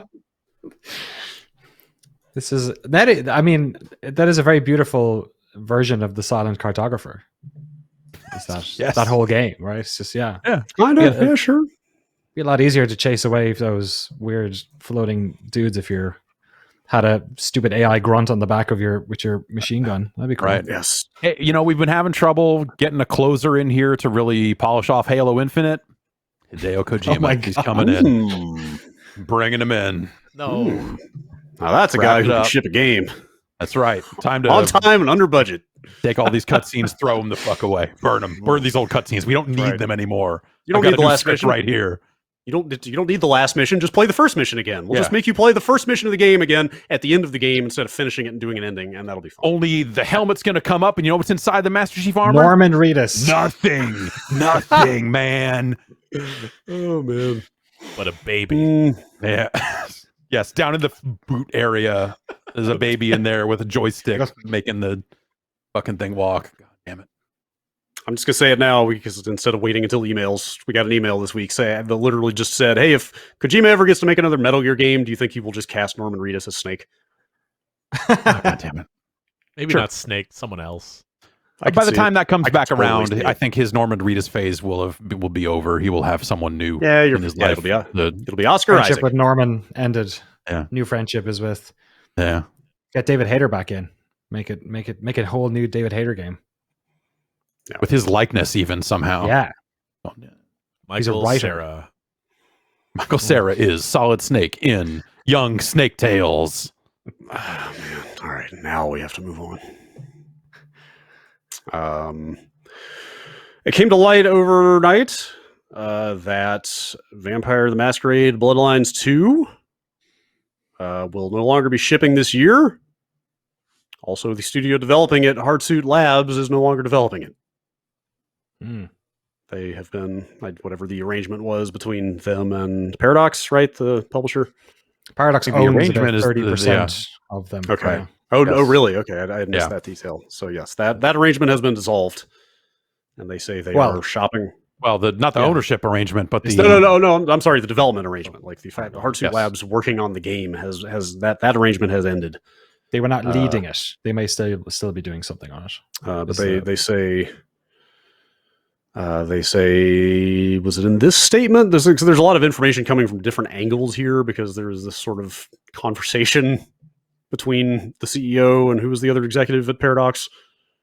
Yeah, the CFO and the They put CEO up- had like a Twitch stream where they just Right. kind of Like they put out a statement on the official Vampire Twitter that was pretty Right. like buttoned up, but then also there was this Twitch stream where they got a little more loose about some things. and now Retro Studios is going to come in and finish it, right? I think that's how this works. Sure, that's right. Yeah, I mean, I'm trying to remember where they said, but they said somewhere that they are essentially looking for another studio to. they said they complete have a the work. studio, but Oh, they said they do they have a have studio, one? but they haven't announced it. Yeah. they're not Okay, releasing it. it sounds like maybe they have a studio who is in place to complete the work on the game. It's wild because it's been what 8 months since they shifted the leads. Or it was Brian Mitsoda who was obviously writing the project. He worked for the Troika back in the day. Right, I the forgot original about one. that stuff. He was the one they had like sort of carted out in front of everyone during. We interviewed him on NoClip, and he was interviewed all over the place. And he hates doing interviews. So, but they had him sort of front and center because they were like, "Look, it's one of the old Troika guys, and he's writing this thing." He was canned, and so was the creative director on the project last summer. You know, I remember reporting at the time suggested that he was pretty surprised when at least that's what he was saying, that he was surprised when it happened. I think at that stage you could imagine that maybe they were trying to close it out or something, but it's wild to think that 8 months later they just pulled it from them. Yeah. There's obviously something crazy is going on there, which we're not privy to. Yeah, they just weren't happy with the quality and or multiple layers of it too. Like that's the number of different layers of crazy now. Like it's just stacking up higher and higher with every announcement. So yeah, that's weird. This seemed like this did well, whatever, you know, as much as anything can. But I feel like from the outside looking in, from its announcement and stuff, you're like, oh yeah, they should do one of those. And it was just like, of course they'll make it, and it'll be fine. Like it's. But like, I don't know. Like I haven't been following it super closely. Do you get the impression that there is some insane level of ambition attached to this that would make it more difficult to make, or is it just like, hey, the pandemic and a bunch of other things and just didn't come together, and so we're doing this? I don't know. Yeah, it's a tough type of game to make in 2021 as well, right? Like the original one came out 2004. It was the same week as Half-Life 2, which is perhaps why it didn't sell gangbusters. But I think it was the first Source game that it was ever released, actually, because it came out right before Half-Life, or maybe the first game on Steam or something like that. It was something weird. But yeah, like that game was a lot of like conversation trees and like relationship, and in a way that like maybe that's a different challenge to do in 2021. And guess so. You know, it's not just conjecture, but maybe they wanted a dialogue wheel and then realized they'd BioWare owned it and hit that patent. It's like, oh well, there goes all that work down the drain. That's all right. All these loading screens of mini games. That's okay, right? No, that's fine. It's fine. Yeah. It's a shame. And it'll be okay. It seemed like this was like the defining moment for Hardsuit as well, because obviously they've worked on others. There's a Blacklight, I think, was their other big project, but but they've worked on this for like 5+ years now, and it was such a feel good moment for Paradox to be like, we're bringing Vampire the Masquerade Bloodlines. You know, it's like because that game is like a cult hit among cult hits. Like that thing has a very, very devoted fan base. So it's a big shame. Yeah, like this type of thing as well. There's no telling now how much of that Right. game gets brought over to the new studio. Right. Did they not? It's And I guess if they own some chunk of Hardsuit, then you have to imagine that they can handle that handoff and be like, hey, here's what you're getting, as opposed to just like, here's a source repository, figure it out. So maybe they can assist with the transfer that way. I just don't know. maybe The details are so murky and weird, but yeah, like some maybe they're still working on it, and we're supporting the main studio, helping with some of that or stuff. they're especially or even just as the transition is just like, hey, here's the code, and here's what this means, and we didn't document any of it, but I'm here to tell you this is what it is, or to help the new team get up to speed with whatever the tools are, however they've implemented them and all other stuff. Like that just seems like a really hard handoff. Imagine working especially on for a game that already got long. delayed and a bunch of other stuff like that, where you're just like, okay, well, if they're handing it off, like what state is it in? Maybe it's a mess, or I don't know. Could you imagine working on something that long and then somebody just going like, no, we're going to let them do it. Have it taken away from you. Yeah. Killer. That's a lot. They say Paradox put up a 2020 earnings report dated today as well, in which they say this has been a difficult decision, but we are convinced that it is the right way forward to do the game justice. So, like, pretty pointed statement. Also, there's some other stuff in here about Empire of Sin. Like, this whole thing is just like kind of weirdly blunt. They didn't hold back on the Empire of Sin stuff. We are not satisfied with the launch, neither with the quality of the game, nor how it was received by the market. Like, they're just kind of really laying it down on all of the stuff they have going on here. It's like, I don't know. Yeah. But like, in both of those cases, you think, okay, you own Hardsuit, you're publishing this, you were working with Romero Games on this, the game still came out, and you're the one who put it out. You can't, and you've been working with Hardsuit for this X number of years. It's like, when did the sort of come to Jesus moment about quality sort of come? It's very... a great username in the chat here. I lost it. Was it Rectal Debt? Oh, okay. I believe that was what it was. I scrolled through. It said, like, do you think the cyberpunk situation maybe spooked them? Could be. In a world where cyberpunk happened, do you suddenly take stock of what you've got in the works and go like, oh shit, people really looking forward to this vampire game, and it is on a version of a rail, but the rail does not match the rails we have been promoting for a long time. Yeah. We got to close that gap somehow. Even Jim Ryan obliquely referenced the cyberpunk situation in this interview. Now that you mention it, rectal area. Sorry, very different. much different. That's a better name. And Empire of Sin came out around the same launch window as Cyberpunk, and there was like a lot of like the same type of thing where fans weren't happy, so they patched. So I wonder if they sort of had like their own mini version of that and almost dodged a bullet, perhaps, that the Cyberpunk thing happened. I could that reads like something that could have been possible. Yeah. Yes. I hope you hear from someone. What did Jim Ryan say? Sorry, I just closed the tab again. Let me pull it up. I'm curious to hear Sony talk about the cyberpunk situation, because it's still not for sale there, right? So he didn't. So he did not bring it up by name. Okay, but it seems pretty the game obvious that shall never be. The Keanu Reeves. In answer to the question, we imagine you've got a roadmap from last year. No, I don't know. Yeah. Right. We imagine you've got a roadmap for 2021 in terms of the games that you want to release. How fixed is that, given the disruptions COVID-19 has caused to development? Returnal recently got pushed back a month. Yeah, we're feeling pretty good about Returnal, Ratchet and Clank Rift Apart, and Horizon Forbidden West. And there are two approaches to this. You can either hold the date and put out the game irrespective of quality, or you can ship it when it's right. We have always taken the latter approach. There have been some fairly high-profile instances of publishers trying the former approach. You motherfuckers published No Man's Sky.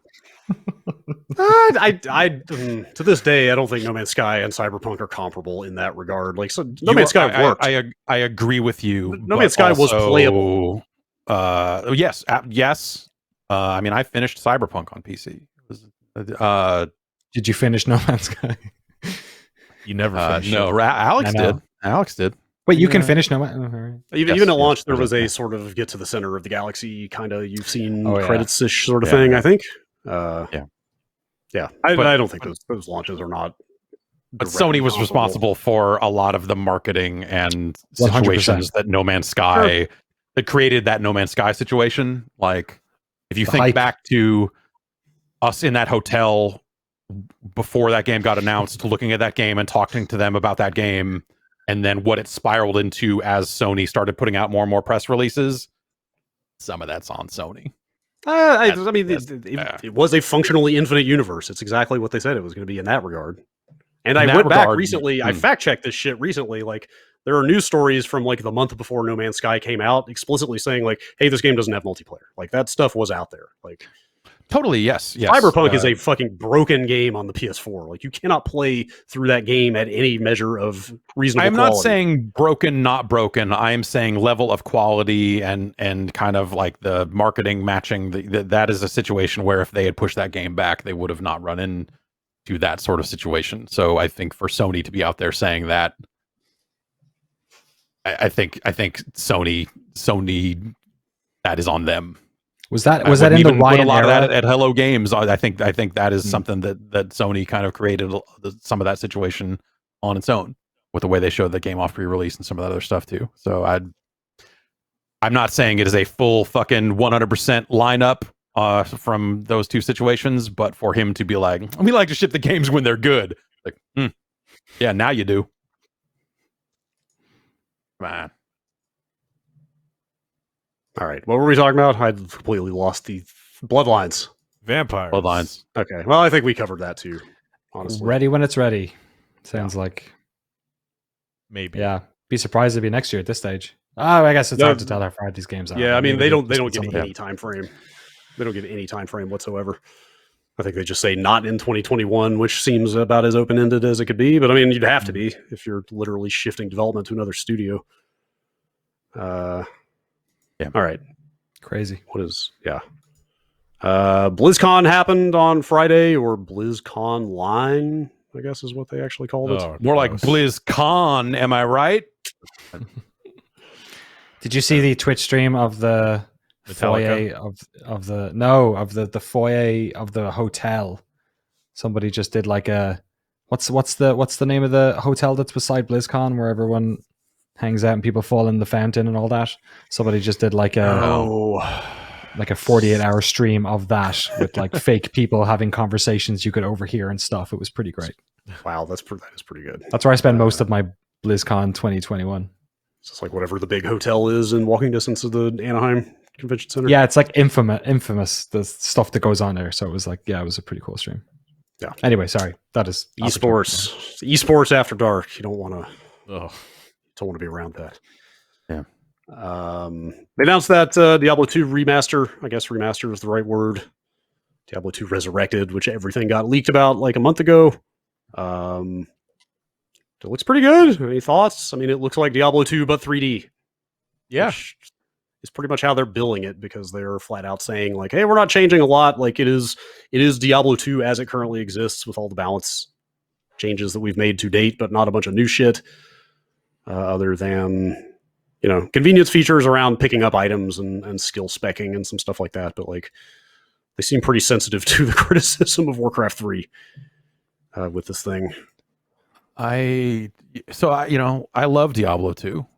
I think it's I enjoyed my time with that game a great deal, but like I don't know that I need this. Like no part of me like in a world where there are a lot of this type of action RPG out there. I mean, they're still running seasons and stuff for Diablo 3, right? I mean, there's not huge updates, but like there are probably plenty of people that are still just playing a lot of that game. Oh, totally. Love that game as well. Right. So it's hard for me to think about like, where does this fit other than as something I play for about 4 to 6 hours and go, yeah, cool. And then never touch again. It's hard to, especially in a world where they're doing Diablo 4. And I think I would rather like whatever time I'm going to spending playing an action RPG, I might just wait for Diablo 4 and see what that's all about, because there's so many games coming out these days. The idea of going like, all right, time to sit back and really spend another 150 hours playing Diablo 2. I don't know, man. That doesn't seem like anything I would ever do. So it's I am with you, but at the same time, when this got announced last week, like you see all these people on Twitter going like, "Oh my god, I spent so much time doing fucking pub pickup Mephisto runs back in the day to get blah blah blah." It's like it'll sell fine. Like some people do have that. Some people do have that reverence for Diablo 2, which I don't either. But I think a lot of those people will probably get it and play it for 4 to 6 hours and go, "Yeah, I remember that. Like I almost flunked out of college playing this game. Anyway, I'm gonna go play League or whatever. Like 9,000 other newer games they're playing, or Path of Exile. Exactly. If that's what they're into, exactly. That's probably what they're playing. Yes. But Diablo 2 Resurrected and Diablo 4 are not mutually exclusive. If you were to say absorb a studio that you could have work on the Diablo 2 thing and not disrupt Diablo 4. Sure. It's weird. Vicarious who's worked on this up till now? This has been internal, right? Because this reeks like a Skunkworks. Yeah, that was before. That was the reporting. That was the reporting. Yeah, was that this had been internal and that they, I think, have handed it to Vicarious. Which makes sense if you're, especially in a company like Blizzard, where you have your WoW team, which has been working on that game for 17 years, and you have your Overwatch team who are working on Overwatch and making a new Overwatch. But if you're getting back into this stuff, I mean, what was it? 2006 is when Diablo 3 was announced. So how much of that team is still there? Like, I wonder if this was used as a Skunkworks kind of get your feet wet with these systems situation, and then, because I'm with you, it almost seems like it's in the way of the Diablo 4 announcement, but if it gives them a bit of cred as well, which is like what they sort of desperately need with their fan base at the moment, just to like at least put this out. But I wonder if it was that type of thing where just to get the Diablo 4 development team a little bit of experience doing this stuff again. That might make sense.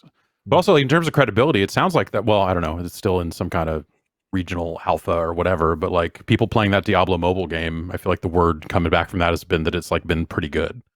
Oh, really? Like people have been like pleasantly surprised, going like, "Oh, this is actually totally all right." So maybe that will pan out for them in a way that it didn't announce. Right.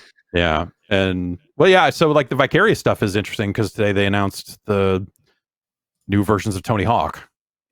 They did. I missed that. Yeah, Switch, new Xbox, new PlayStation versions. Cool. And I What's guess the upgrade situation? So if you got the digital deluxe version of Tony Hawk on PS4 or Xbox One, you will get all that stuff for free. Otherwise, I think they're going to want you to pay $10 for it, which I think is also you would pay the $10 to upgrade to digital deluxe. So it is just kind of that process, I guess. And it'll do 120 at 1080 or 4K 60 Nice. on those platforms. Spatial audio, I think, was the other thing they were touting for that, which to me says like, it looks better. I don't know, it's fine. That doesn't seem like a huge upgrade there. But hey, that's awesome. Like I still have that game installed on my external hard drive hooked up to this PS5, and if I can clear any internal space on the PS5 hard drive, maybe I will upgrade and play that version instead. That's going to be the big problem with all these upgrades. Like that's as more and more of that stuff comes out, it's like, oh, now I need to delete other PlayStation 5 games to make room for this PS4 upgrade. And yeah, that situation is bad. That situation is bad, like worse all the time. I'm finding I constantly now have to reconsider how much I actually need a game installed. Yeah. And the answer is not that much outside of like 3 or 4 at a time. And it's been like 3 months. Like it's already a problem. Right. Like you have to force yourself to go like, am I really going to play that in the next week or 2? Or can I stand to delete this? Because I really need the space. Yeah. And I guess there's some other hitch with the Xbox version of this, where if you got the physical Xbox One version, there is no upgrade path for you. But digital Xbox One owners do. I can't even imagine what that process why that wouldn't work. I don't know, but who the fuck am I? Yeah. Weird. Anyway, yeah, this is the Diablo 2 thing. Seems fine. Looks pretty nice. Yeah, it looks really good. Like you look at it, go like, okay, yeah, cool. Like, that's a. I mean, it looks a little bit like it moves like an old game and looks like a new game, if that makes sense. Like it's very nice 3D models and particles and shit, but it kind of has this stilted mechanical look to the way it animates. which is Diablo 2. Like that's Right, kinda and if how- that's you're how that locked game was. into, well, is this a case where is this like a graphics toggle situation where you can just I don't turn think it all so. off? Or I don't think so. Also, one of the numerous interviews they gave about this thing, they specifically seem to be responding to the Warcraft stuff by getting out there and saying like, "Hey, this does not replace old Diablo 2. That will still be fully available and playable, and we're not taking that down or forcing you to get this client or any of that stuff." And they also said there will be mod support for this. So, Oh, cool. yeah, they seem sensitive to that stuff. will Blizzard own all the mods? Didn't touch on that one so much. I mean, that's the, like, you can have mod support all day long, but if you're going to prevent anything good from breaking out of your garden, then who's going to care? Yes. Yeah, and yes, people are saying that yes, you can turn off the graphics and go back to old style stuff. So that's probably why you end up with those very stilted animations and all that stuff, because you've got to keep it true to the original physics and original motion and all that stuff. So that's cool. Other BlizzCon story, we alluded to this earlier, but that the Blizzard Arcade Collection came out and they immediately started advising people not to play the music of Rock and Roll Racing when they're streaming it on Twitch. And this was like hours after they muted their own Metallica concert at BlizzCon on Twitch, so they themselves would not get destroyed by robots. Did they mute it, or did Twitch, or maybe it was Twitch that did it? Whoever was carrying, whoever was running the feed of BlizzCon on Twitch elected to mute that Metallica and played like I forget what it was, but it was some extremely not Metallica-esque, just, sort of random like music over top of that, I that's, think, or something. Yeah, it was pretty kind of down tempo stuff over this Metallica concert. So like, that's Twitch for you. This is Napster's revenge. This is where we're at. This is this is Lars finally getting his. This is what he Lars got what he wants. Shut down all this music on the internet. Fuck you guys. He had the biggest grin I've ever seen on that stream. Now that you mention it, there you go. Yeah. Thanks, Lars. So anyway, that is what it is. It's a bizarre world that we live in around that stuff. Like the amount of rubbing up against what we think of as copyright law, like as the way that keeps happening. I don't know where that goes, because you look at it and go like, oh, well, as the laws are written, like, and all as this stuff is currently enforced, like, of course they did that. They have to do that because all the co-streamers that are streaming it, they're all going to get hit downstream, and it's just going to fuck a lot of people over. And Twitch's hands are kind of tied on some of that stuff, but also it's Amazon. They should figure that out. They should pay their way out of this stuff if they really care about this thing, because they're really hurting their own service by not figuring this out, and someone else is eventually going to just spend that money and start to cut into their like business. I don't know. It makes you like increasingly, or makes me increasingly anxious about just, we're in such a beautiful place with fair use when it comes to video games right now, just like YouTube and streaming and like our entire business models. And they're like, whereas like music and film are like, they locked themselves up decades ago for this sort of stuff, even like literature to a certain extent. But you're like, oh, just don't touch us. Like whenever this stuff comes up, it's always around that. It's always around music and video, or Nintendo. There's special cases here and there, but for the most part, it kind of gives you an added appreciation for actually how much freedom we have in games right now in the media. To sort of just, as long as you're not putting them on television or doing, making a commercial product, you're kind of, we're all okay, but please stay this way for a while. Yeah, it's someone's eventually going to test it, right? I think. Yeah, like Epic was looking at it at one point, and they got shouted down, and Nintendo did what it did, and eventually someone's going to come through that's big enough to. Eventually, Tim Sweeney's going to be bored with his Apple fight and just go like, "All right, now let's get ours somewhere else," and like. No more streaming Unreal Tournament. I forget. Damn it. I forget how this was going down, but it was either Apple or Epic, I think, was trying to drag Valve into that whole conversation, and Valve was just like, "Nuh-uh," like they like basically responded politely saying, "No, this is not our problem. This is not our fight right now. Y'all figure it out." So yeah, that stuff is That Nintendo Direct happened last week, which we streamed over, so you can go watch our live reactions to that stuff if you would like. But I guess we could touch on anything you guys want to touch on here. Splatoon 3. There's a new Mario Golf coming out on June 25th. Those are both games I will definitely play. Yeah.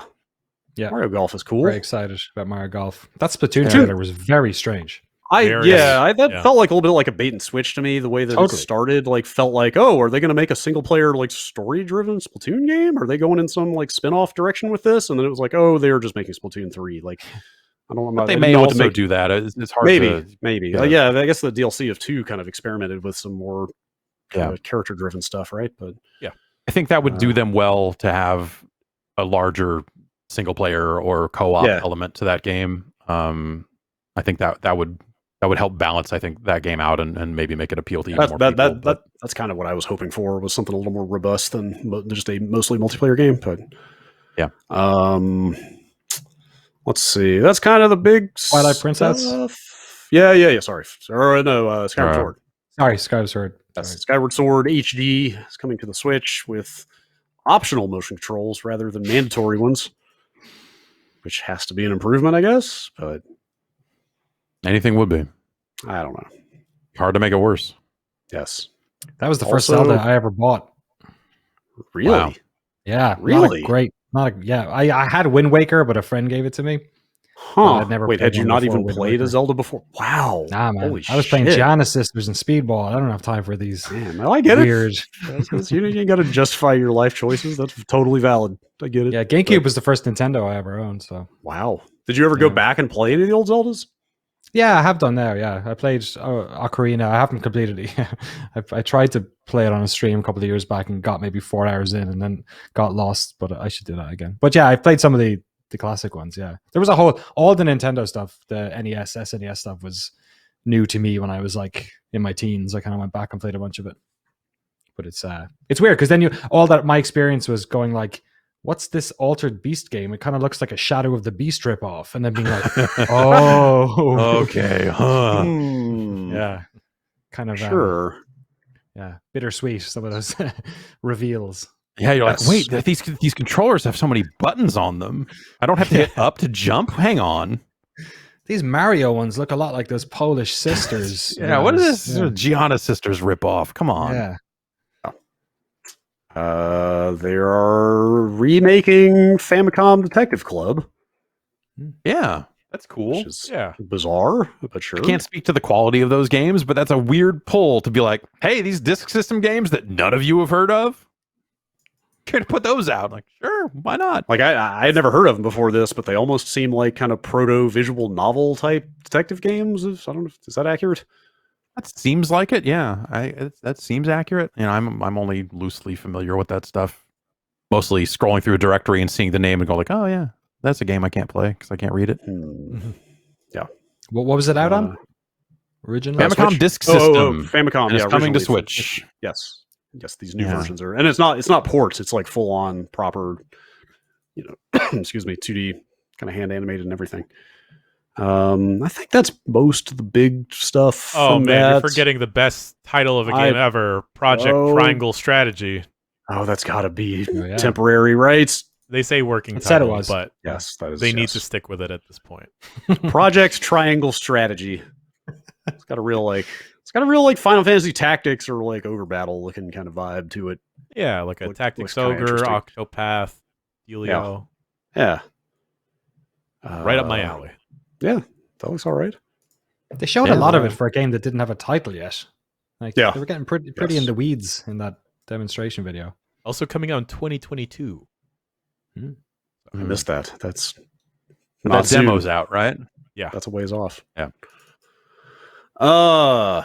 Okay, that happened. You can go watch that video. Kind of underwhelming. I guess like you just like not like mind blowing. I did think it was a little weird. The little weird that they announced it as like, this game's coming to the Switch in the first half of 2021, and then they announced Splatoon 3 at the end, which is like not this year at all. Well, look, if they only focused on games coming out in the first half of 2021, that would be a shorter video, and it'd be a little dire. So you got to spice it up with something.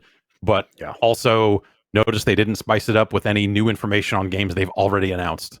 Like that to me is like the thing that's just like, what is going on over there? Like the production must have just been so derailed by everything. Yeah, that they don't have anything on Metroid or Metroid Prime 4, Breath of the Wild 2, Bayonetta 3, probably some They other even stuff I'm forgetting. apologized for the Breath of the Wild 2 lack of information at the head of Yes, that. that's right. That's right. I think they did say they would have an update this year on where it's at. And they didn't really have anything that was a true celebration of the Zelda anniversary, which, you know, there's still time this year to do that, and it seems like maybe they will, but to just get out there and say Skyward Sword is coming with like it just sets up a shoe drop situation where you're just like, okay, when are you going to do when are you going to put the better ones out? Like, what are we doing here? Like, you're not going to really fuck people on this, right? You're going to make it happen. Weird, man. So, and they have to do all that. They probably have to get all of that out of the way before they can really lean into any Breath of the Wild 2 stuff, right? So it's just, I don't know. Like some to come through with nothing related to like a Bayonetta and Metroid and some of that stuff. It's just, it's weird. They just seem like they're in such a strange spot. So they must just be so dramatically behind on some games. It's, weird. Or they're holding back because of hardware stuff. Yeah, or both. Yeah, sure. Yes, I wonder if the timeline for that stuff, they probably bought them some more time, if nothing else, that they maybe would have needed anyway. Just Animal Crossing selling as well as it did, and you know, just having this situation where it's like, oh, we don't need to rush new hardware out because a zillion people just bought Animal Crossing, and like we'll be okay for it's not a huge problem. So I imagine something like that happened, but they announced more Animal Crossing stuff as well, didn't they? Yeah, Mario clothes and items. That's what it was. Yeah. So not a huge update, but hey, they're man. doing fine.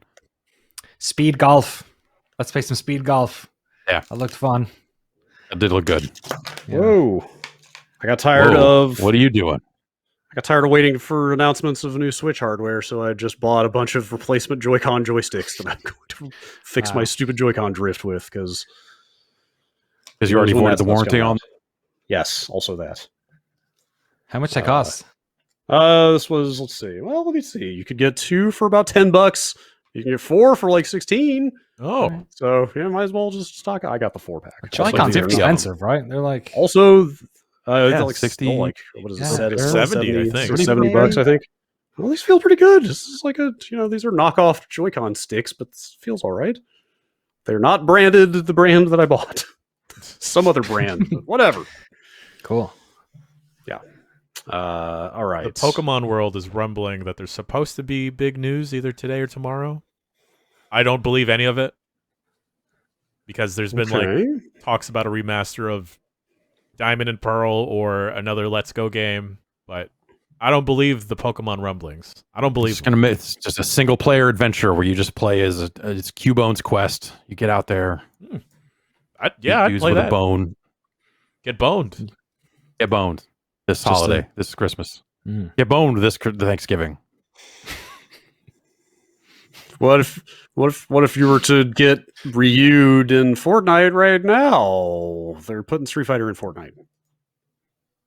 Not just Ryu, but also famous Mortal Kombat character Chun-Li. Yes, that's right. Wow, the crossover we've been waiting for. Yes, finally, MK versus Street Fighter can happen. Yeah, there's a portal in the game where you can see Ryu's stage. I'm not clear. I don't believe the characters are actually available yet. I feel like if they were, they can't be, because I feel like if the characters were available for sale now, there would be endless footage of Ryu running around with a machine gun, right? Like, isn't that the visual that everybody needs out of this?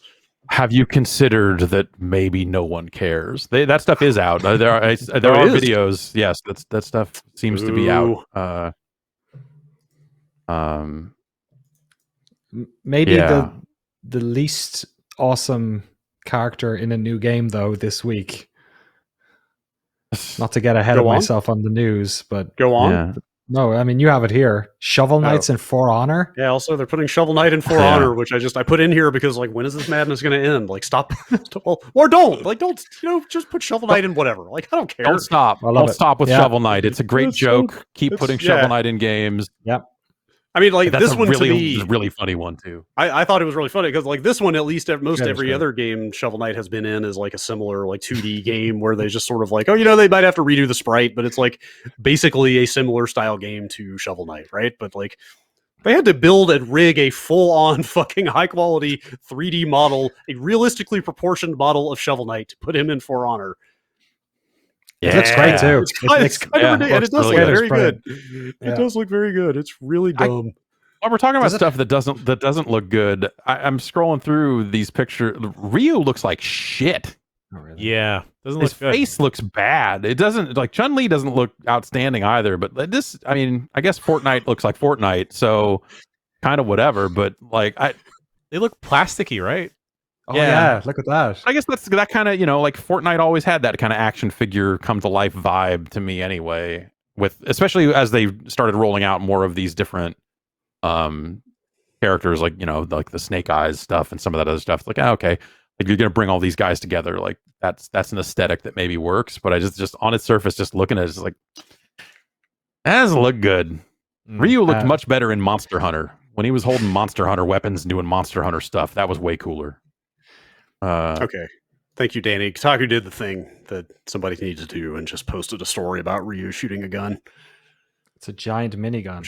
Which is weird to see, kind of. Ryu's got the gloves on. Ryu already had guns. He already had guns. Didn't need more. Does he shout while he's shooting? Every time he shot the gun, if he would say Hadouken, I think that would be. That's what I'm looking for. A bullet is hot when it comes out of the gun. Is that technically a fireball? Is he just rapidly shooting fireballs? Yes.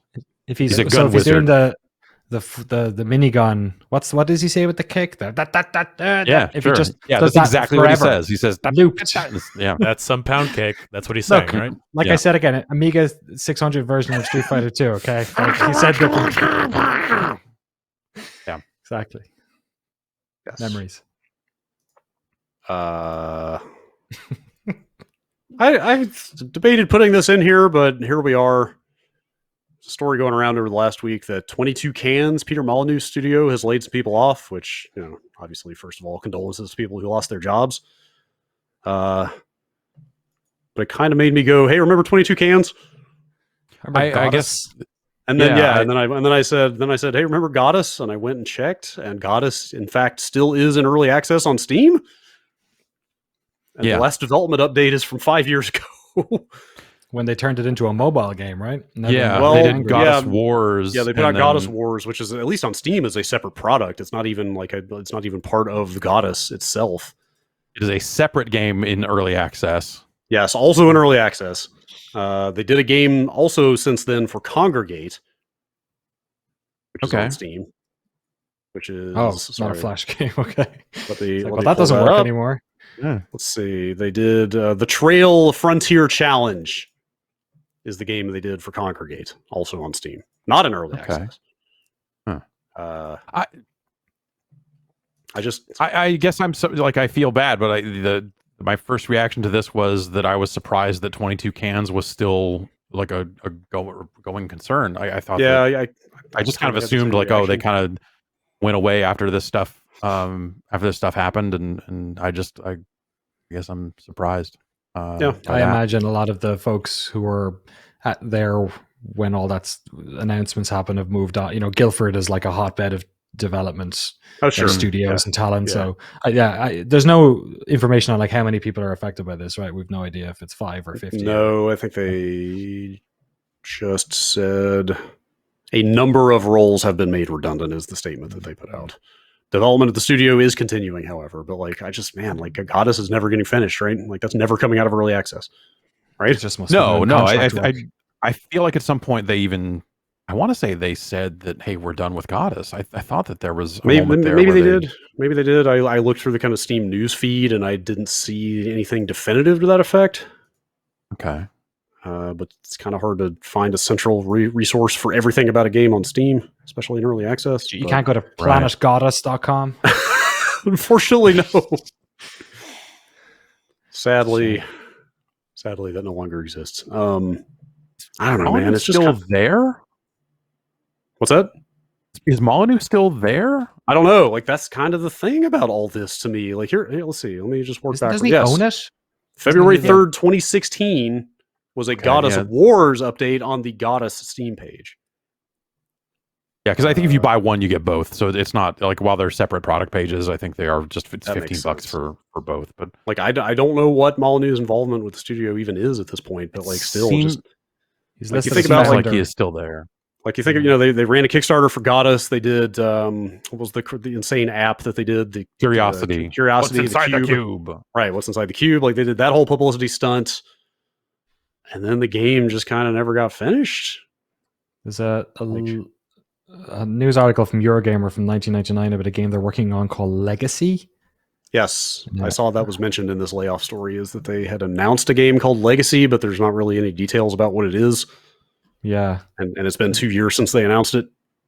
There's a screenshot. It looks like a city building thing maybe or something, but like very Goddess rudimentary looking.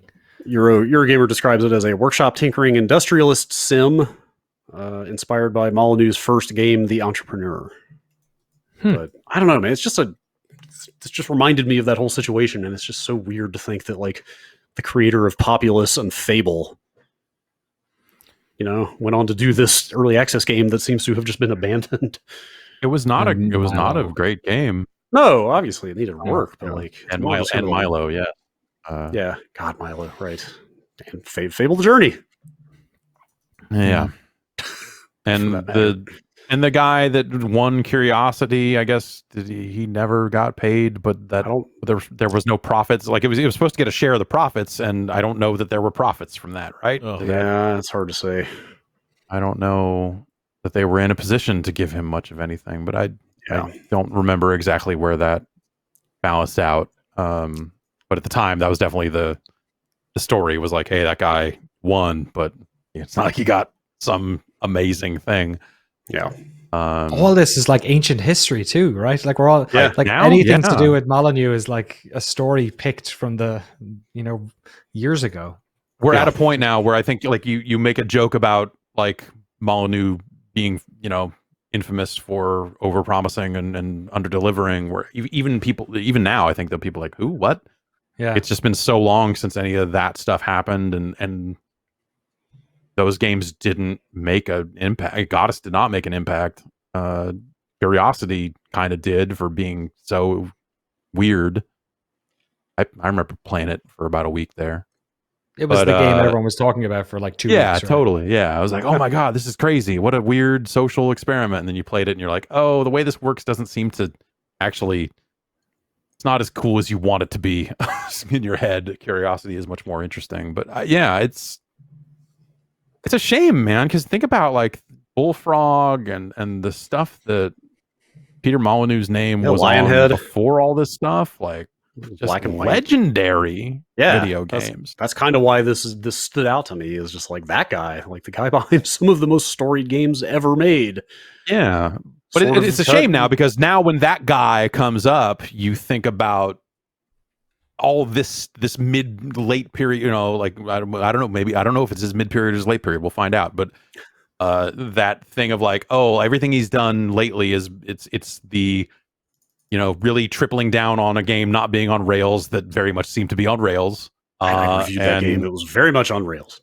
Sounds like it was on rails. And then the 22 cans stuff, and and now Fable's being rebooted with a different studio, and it's just weird to think about whatever this last chunk of time has been for Peter Molyneux, and then compare it to again, just like some of the greatest games ever created. Populous, fuck man, Populous, highly influential game, Populous. Yes, Theme Park, Dungeon Keeper, Syndicate. At least we got Syndicate. At least we got Gary Carr and Mark Webley founded their 2 Point Studios and made 2 Point Hospital, which is that seems to have done really well, and it's a fantastic game. It's really, I really enjoyed what I played of that. At least they've had their success. For sure. With the Bullfrog revival, as it were. But man, I'd love to play another Dungeon Keeper or something. That'd be cool. Yeah, I would like to play a modern populace that was good. But it's not this. Again, just the idea that they ran a Kickstarter, they pulled the whole curiosity publicity stunt, and they launched it in early access, and now it just seems to have been abandoned. Like after all that, they just never made good on it. Yeah. Weird. All right. 2 remaining stories. I cannot decide. You tell me which one is more ridiculous, because that one has to wait for last. The late breaking one. Is it the Frogger reality show or the Dota anime? Frogger reality show has to be last. Yeah, that's weirder. Yeah, I guess you're probably right. If Ben were still here, I think he would get behind the Dota anime being fucking. They're making a Dota anime. It's coming out in like a month on Netflix. Cool. Making a Dota anime. Dragons. I cannot wait. Hats for of the 100 and something playable characters in Dota. It appears to be based on Dragon Knight, who, if you're familiar with the way that Dota names things, you will not be surprised to hear is a knight who turns into a dragon. Whoa! Great. That sounds like a character you could do a story about. Why not? That's if Dragon Knight. I mean, they only made one Mortal Kombat Mythologies game. Yeah. Somebody maybe eventually they'll make one anime for every character in the game. So you got to start somewhere. Somebody in chat says that Troy Baker is playing Invoker, which may be a joke, but I hope it's not. But yeah, whatever. That's bizarre. Any attempt to craft a coherent narrative out of what Dota actually is, which is just this dumbass mishmash of Warcraft 3 character models. It's a blank slate, Brad. You can do anything. Makes no sense. Exactly. I find inherently just hilarious. I don't know. I look at it and think, like, why not? Because like Danny said, it is such a blank slate. It is this super popular thing. And you've got like characters that you look at and go like, I bet there's a story there. And the answer is, of course, there's fucking not. But it doesn't mean someone can't come in and write one. Oh yeah, of course. So, and then they can sell announcer packs. Yeah, they can sell packs for the game that make it sound like the anime, right? I mean, you get your fucking Dragon Knight Arcana for $85 or whatever. I did that already. It's only 30. Well, they'll do another one for this, and it's the anime Arcana. And also, Fisto in the chat does clarify that Troy Baker is in fact playing Invoker, so voice packs from now on. Yeah, so why not? Why not? Yes. Why not? That's great. Ridiculous. At least they haven't come up with like some fake K-pop group, fake/real K-pop group, and like you'll go what League's doing story wise, and just go like, oh boy. But presumably some of those will be games at some point. But okay. Okay. Now a Dota reality show, reality show. Last story. I had just seen the link to the casting call for this thing. How is this? But I just scrolled back and saw Jeff Keighley's initial tweet about this thing, and now I agree with you. This had to be last. Here's what Jeff Keighley tweeted 4 hours ago. Konami has announced it is bringing Frogger to the Peacock streaming service for a reality competition series. And then he's quoting from some copy about this that they wrote. Yeah, this challenges is on the range. casting page. Okay, challenges range from dodging traffic to leaping over snapping alligators to hopping over hungry hippos. And so I'm looking at the casting page right now, and this is like whatever their log lines or whatever. America's popular arcade game is about to get supersized. Frogger, jump back into the 80s in this totally radical physical competition game show. No. Fans of the classic video game will dodge treacherous traffic, leap over snapping gators, and hop over hungry hippos to conquer the course. Whether you're a thrill seeker with a thirst for adventure or a big personality ready to make a splash, don't miss this opportunity to compete for a huge cash prize. The series will be filmed in Australia, must be 18 plus, and have a valid U.S. passport. Cool. Thanks for having me on the podcast past couple of weeks, guys. I'm just going to leave been it there great. if you don't mind. It's been a good run. Send off Yeah. for you. Thanks for everything. Please upload a clear and recent photo of your face without sunglasses on. Please upload a clear and recent full body photo of yourself. Lastly, we highly encourage you to upload a 2-minute video of yourself if you can. Please answer these questions. Tell us your name, age, city, and what you do for a living. Tell us why you want to win and what you love about the 80s. We love personality, so don't be afraid to have fun with it. I'm sure every casting call reads like that, but Jesus Christ. You know what I love about the 80s? Frogger. I also I love Frogger. Frogger's fine. Frogger 2 3 Deep is a great game as well.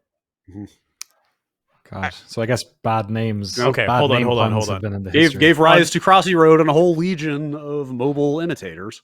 On the casting call page, item number 34. Have you ever had a restraining order placed against you? If so, please provide details and dates. Probably an important this sounds like detail my immigration paperwork. Have you ever been part of a terrorist organization? Yeah. Have you ever committed genocide? I had to tick no on that box. I mean, not lately. Light. Mento in the chat asks, "Is this Frog Fractions 4?" I think that's the only.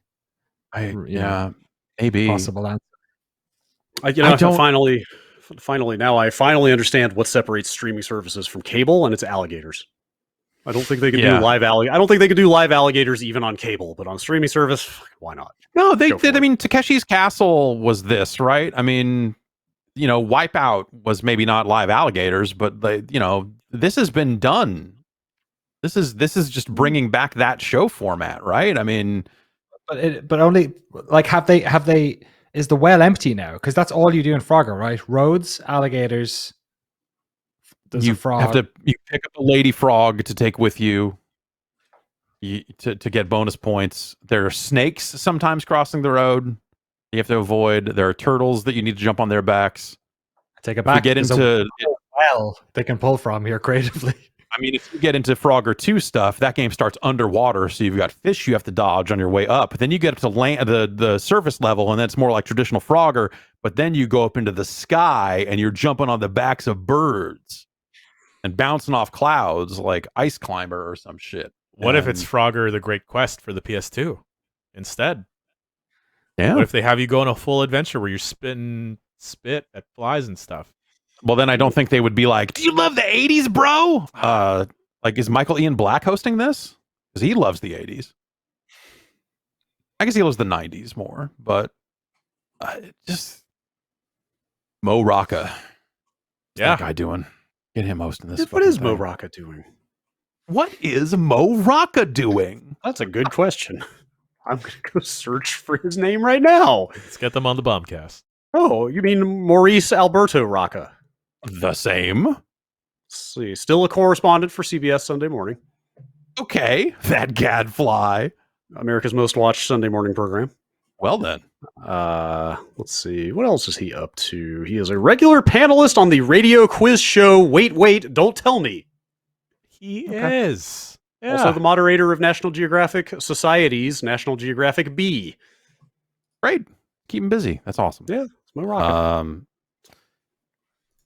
Yeah, I don't understand, Frogger of all things. Fucking Frog. This is what Konami's doing. Yeah, this is what Konami does. They don't make video games anymore. This is what they do. Didn't we talk last week that they were having a whole rethink of what they were doing? Yeah. We're going to start making video games again. And you're like, oh, what? Okay. Yeah. I mean, you could do, yes, sure. Why not do another take on Wipeout or Takeshi's Castle or any of those physical challenge, American Ninja style shows? Fuck it. Those were always fun to watch. I think Fall Guys Takeshi's based on that. Yeah. It's clearly a show format that people will watch, and I think you could sure, that still works today. Why not do it? Especially for something like Peacock that is just seemingly desperate. WWE. God. Yeah, John Cena's hosting another Wipeout show, I think. Miz has one. Oh God. Okay, we gotta go to break. Then if there's already wrestling. Do you want to talk about Cena's foray into reality television, we should take a quick break and come All back right, with some this- emails. It's a huge conflict of interest. If there are already wrestlers hosting these types of shows, for Peacock to get into this business seems ridiculous to me. Goldberg hosted a knife competition show for a few years, though. That sounds all right. Really? What do you? How do you compete? Are you throwing them? Are you sharpening them? Are you making cut them? stuff. I think it's like that, like fucking. We're cutting these ropes and water bottles in a dude's driveway. Okay, I think it's like those YouTube videos, but a TV show. I need to find out. Please tell me. Please tell me you bring your own knife. Please tell me you show up. Yes. You either make the knife yourself or it's built to your specifications, according to the Wikipedia page I was reading last night about this show. Did anybody ever show up with novelty knives? They have to have. Somebody has to. I need to. Yeah, someone has to be like, I got an idea for a better knife. I built a better knife, and I'm going to put it to the test here on your program, Bill Goldberg. I have got to see this. There's 2 seasons of the show, and it's called Forged in Fire: Knife or Death. Knife or death. Knife or death. Knife or death. Knife or death. Oh my god. Oh man. I was so sure we had a title for this episode that I already typed it into the CMS, but here we are. I'm going to have to go in there and edit it now. Let's take a break. We'll be back with some emails in like 2 minutes.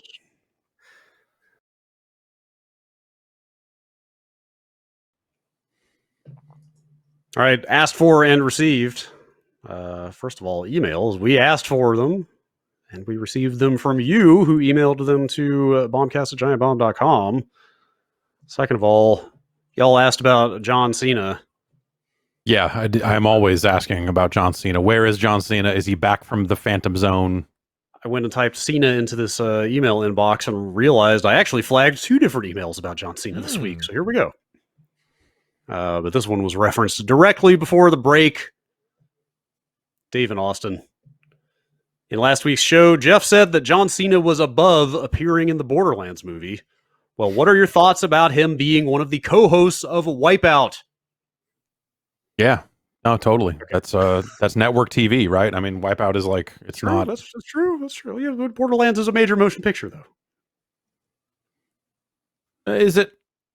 We'll see. That's fair. Okay, that's a fair point. How good do you think Cena would be at Wipeout? He's a little. Does the muscle count against you at a certain point? I think so. Maybe. I mean, you probably. Sorry. I realize y'all can see that feed. Don't worry. Yes, don't worry. That's fine. Sorry. Probably takes a lot. It takes a lot of core strength to balance on some of that stuff and not fall off, right? Probably. Yeah, like a certain. Right? Yeah, the musculature.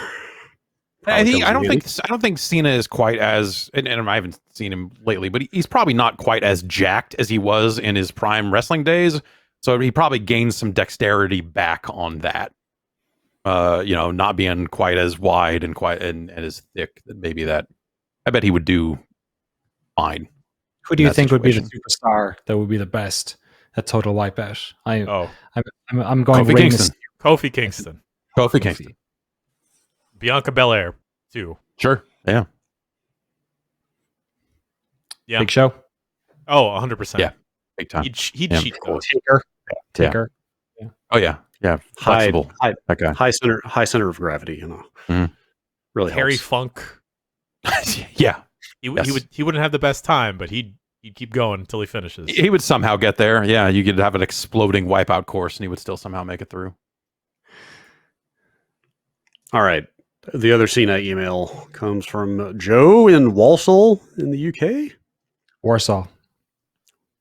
Say again. Warsaw. You say it with an R. There are no R's in this word. It's Walsall. It says right. Walsall. Yes, that's how it's spelled. Now I'm getting confused with Polish cities. Okay.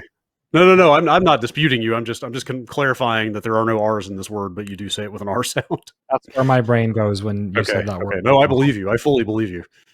I just wanted to make sure we were talking about the same thing. Now I'm doubting myself because it's been like 10 years since I lived in Europe. Well, okay. I will absolutely defer to you on that. Warsaw. What? At any rate, spell it. Joe. WALSALL. Warsaw. John Cena. John Cena. Joe wrote in. Which wrestler's rap song is better? The Rock with Pie or John Cena with Bad Bad Man? Bad man. Yeah, come on. This isn't even what are we even talking about? You're wasting our time with this. Unless we're talking about like Rikishi's rap song Bad Man, and that, woo, that's a banger. Yeah. Sometimes you got to restate the obvious. What's the real tribal chief? Were Grandmaster Sexay and Scotty Too Hotty also in that song? No. I think Did they that's have their own song? this is Background post dancers, them breaking you know. up. Yeah. Okay. Yeah, this is when Rikishi had like a heel turn, but still wore the funny trunks. Was this when he did it for The Rock, brudda? Was this He did after it he for hit The Stone Rock. Cold with the car? Okay. Mhm. And then Oh, wow. fell off a Hell in a Cell cage. Mm-hmm. God. That's a lot. Cena has seen some stuff. All right. Bo next email. Dallas, also a good rapper. Somebody I in still chat. remember being backstage at like a fan access event when we were out there doing game stuff and just hanging out backstage in a room with like Christian and Bubba Ray Dudley and a bunch of other guys, and they were all just standing in a circle like a literal fucking freestyle cipher, and all of them could go, and it was just like, this is fucking weird. These motherfuckers can spit. I guess when you're on the road, you get bored. You get good at some shit. They're good at ad-libbing. That's Yeah. part of Yeah. it. We have to, I can't, too many people are in the chat are talking about Macho Man's rap album. We have to move on before I ask about it. It's not great. I can't not great, ask. but it's great. Okay. Yeah. No Fozzy. Okay. There's no cursing on it. He doesn't even say the word Mm. ass. A bunch of Canadians wrote it. I don't know if that's related. Ah, yes. Such a famously family-friendly wrestler, the Macho Man. Yeah. All right. Email from Adam in Reading in the UK. Now that Daft Punk are no more, is there any point to a Tron Legacy sequel? Yes, Yeah. I say They no. they shouldn't have. They probably shouldn't have gotten Daft Punk to do it anyway. You should probably figure out like who is the group you would get now. The score to do it. That score is so fucking good. Getting another one of those scores is the only reason I wanted another Tron movie. You're gonna get a Marshmallow to do it now. Yeah. Well, no, but like I don't. Not yet. Give it another year. I would say get Justice to do it. If you wanted something that was in like a adjacent to that, but maybe like a grittier edge, which is what I think a Tron sequel could use. Get I might say Perturbator. Justice. May I remind you that Jared Leto is headlining this supposed Tron sequel. Okay, well he's got a band then. It's fine. He'll just do it. Yeah, there you go. Yeah. Oh boy. I think Justice is the answer I would want for that personally, but I think there's some different directions you could go. But all this like synthwave, like Perturbator, like no, the Carpenter Brute, no, it's just that's too predictable. You want something that's got a little more range to it, I guess. Andrew from Kansas Lin-Manuel City. Miranda presents. Oh boy, nope. the All next right, we got to Tron. move on. Got to move on. Andrew from God Kansas damn City. it. I'll try to condense this email a little bit. This is in the wake of the Nintendo Direct. He says, Metroid fans are staring dead-eyed at the wall, wondering if they'll ever get the chance to have the argument that Zelda fans are having about the 35th anniversary of Zelda. The last official news from Nintendo about the Metroid franchise was in January 2019 when they announced they were restarting Metroid Prime 4 development and pulling in Retro. There have been whispers of a Switch port of the Prime trilogy, but nothing has materialized. The last released core game was 2017's Metroid 2 remake Samus Returns, which many would argue wasn't even the best Metroid 2 remake of that year.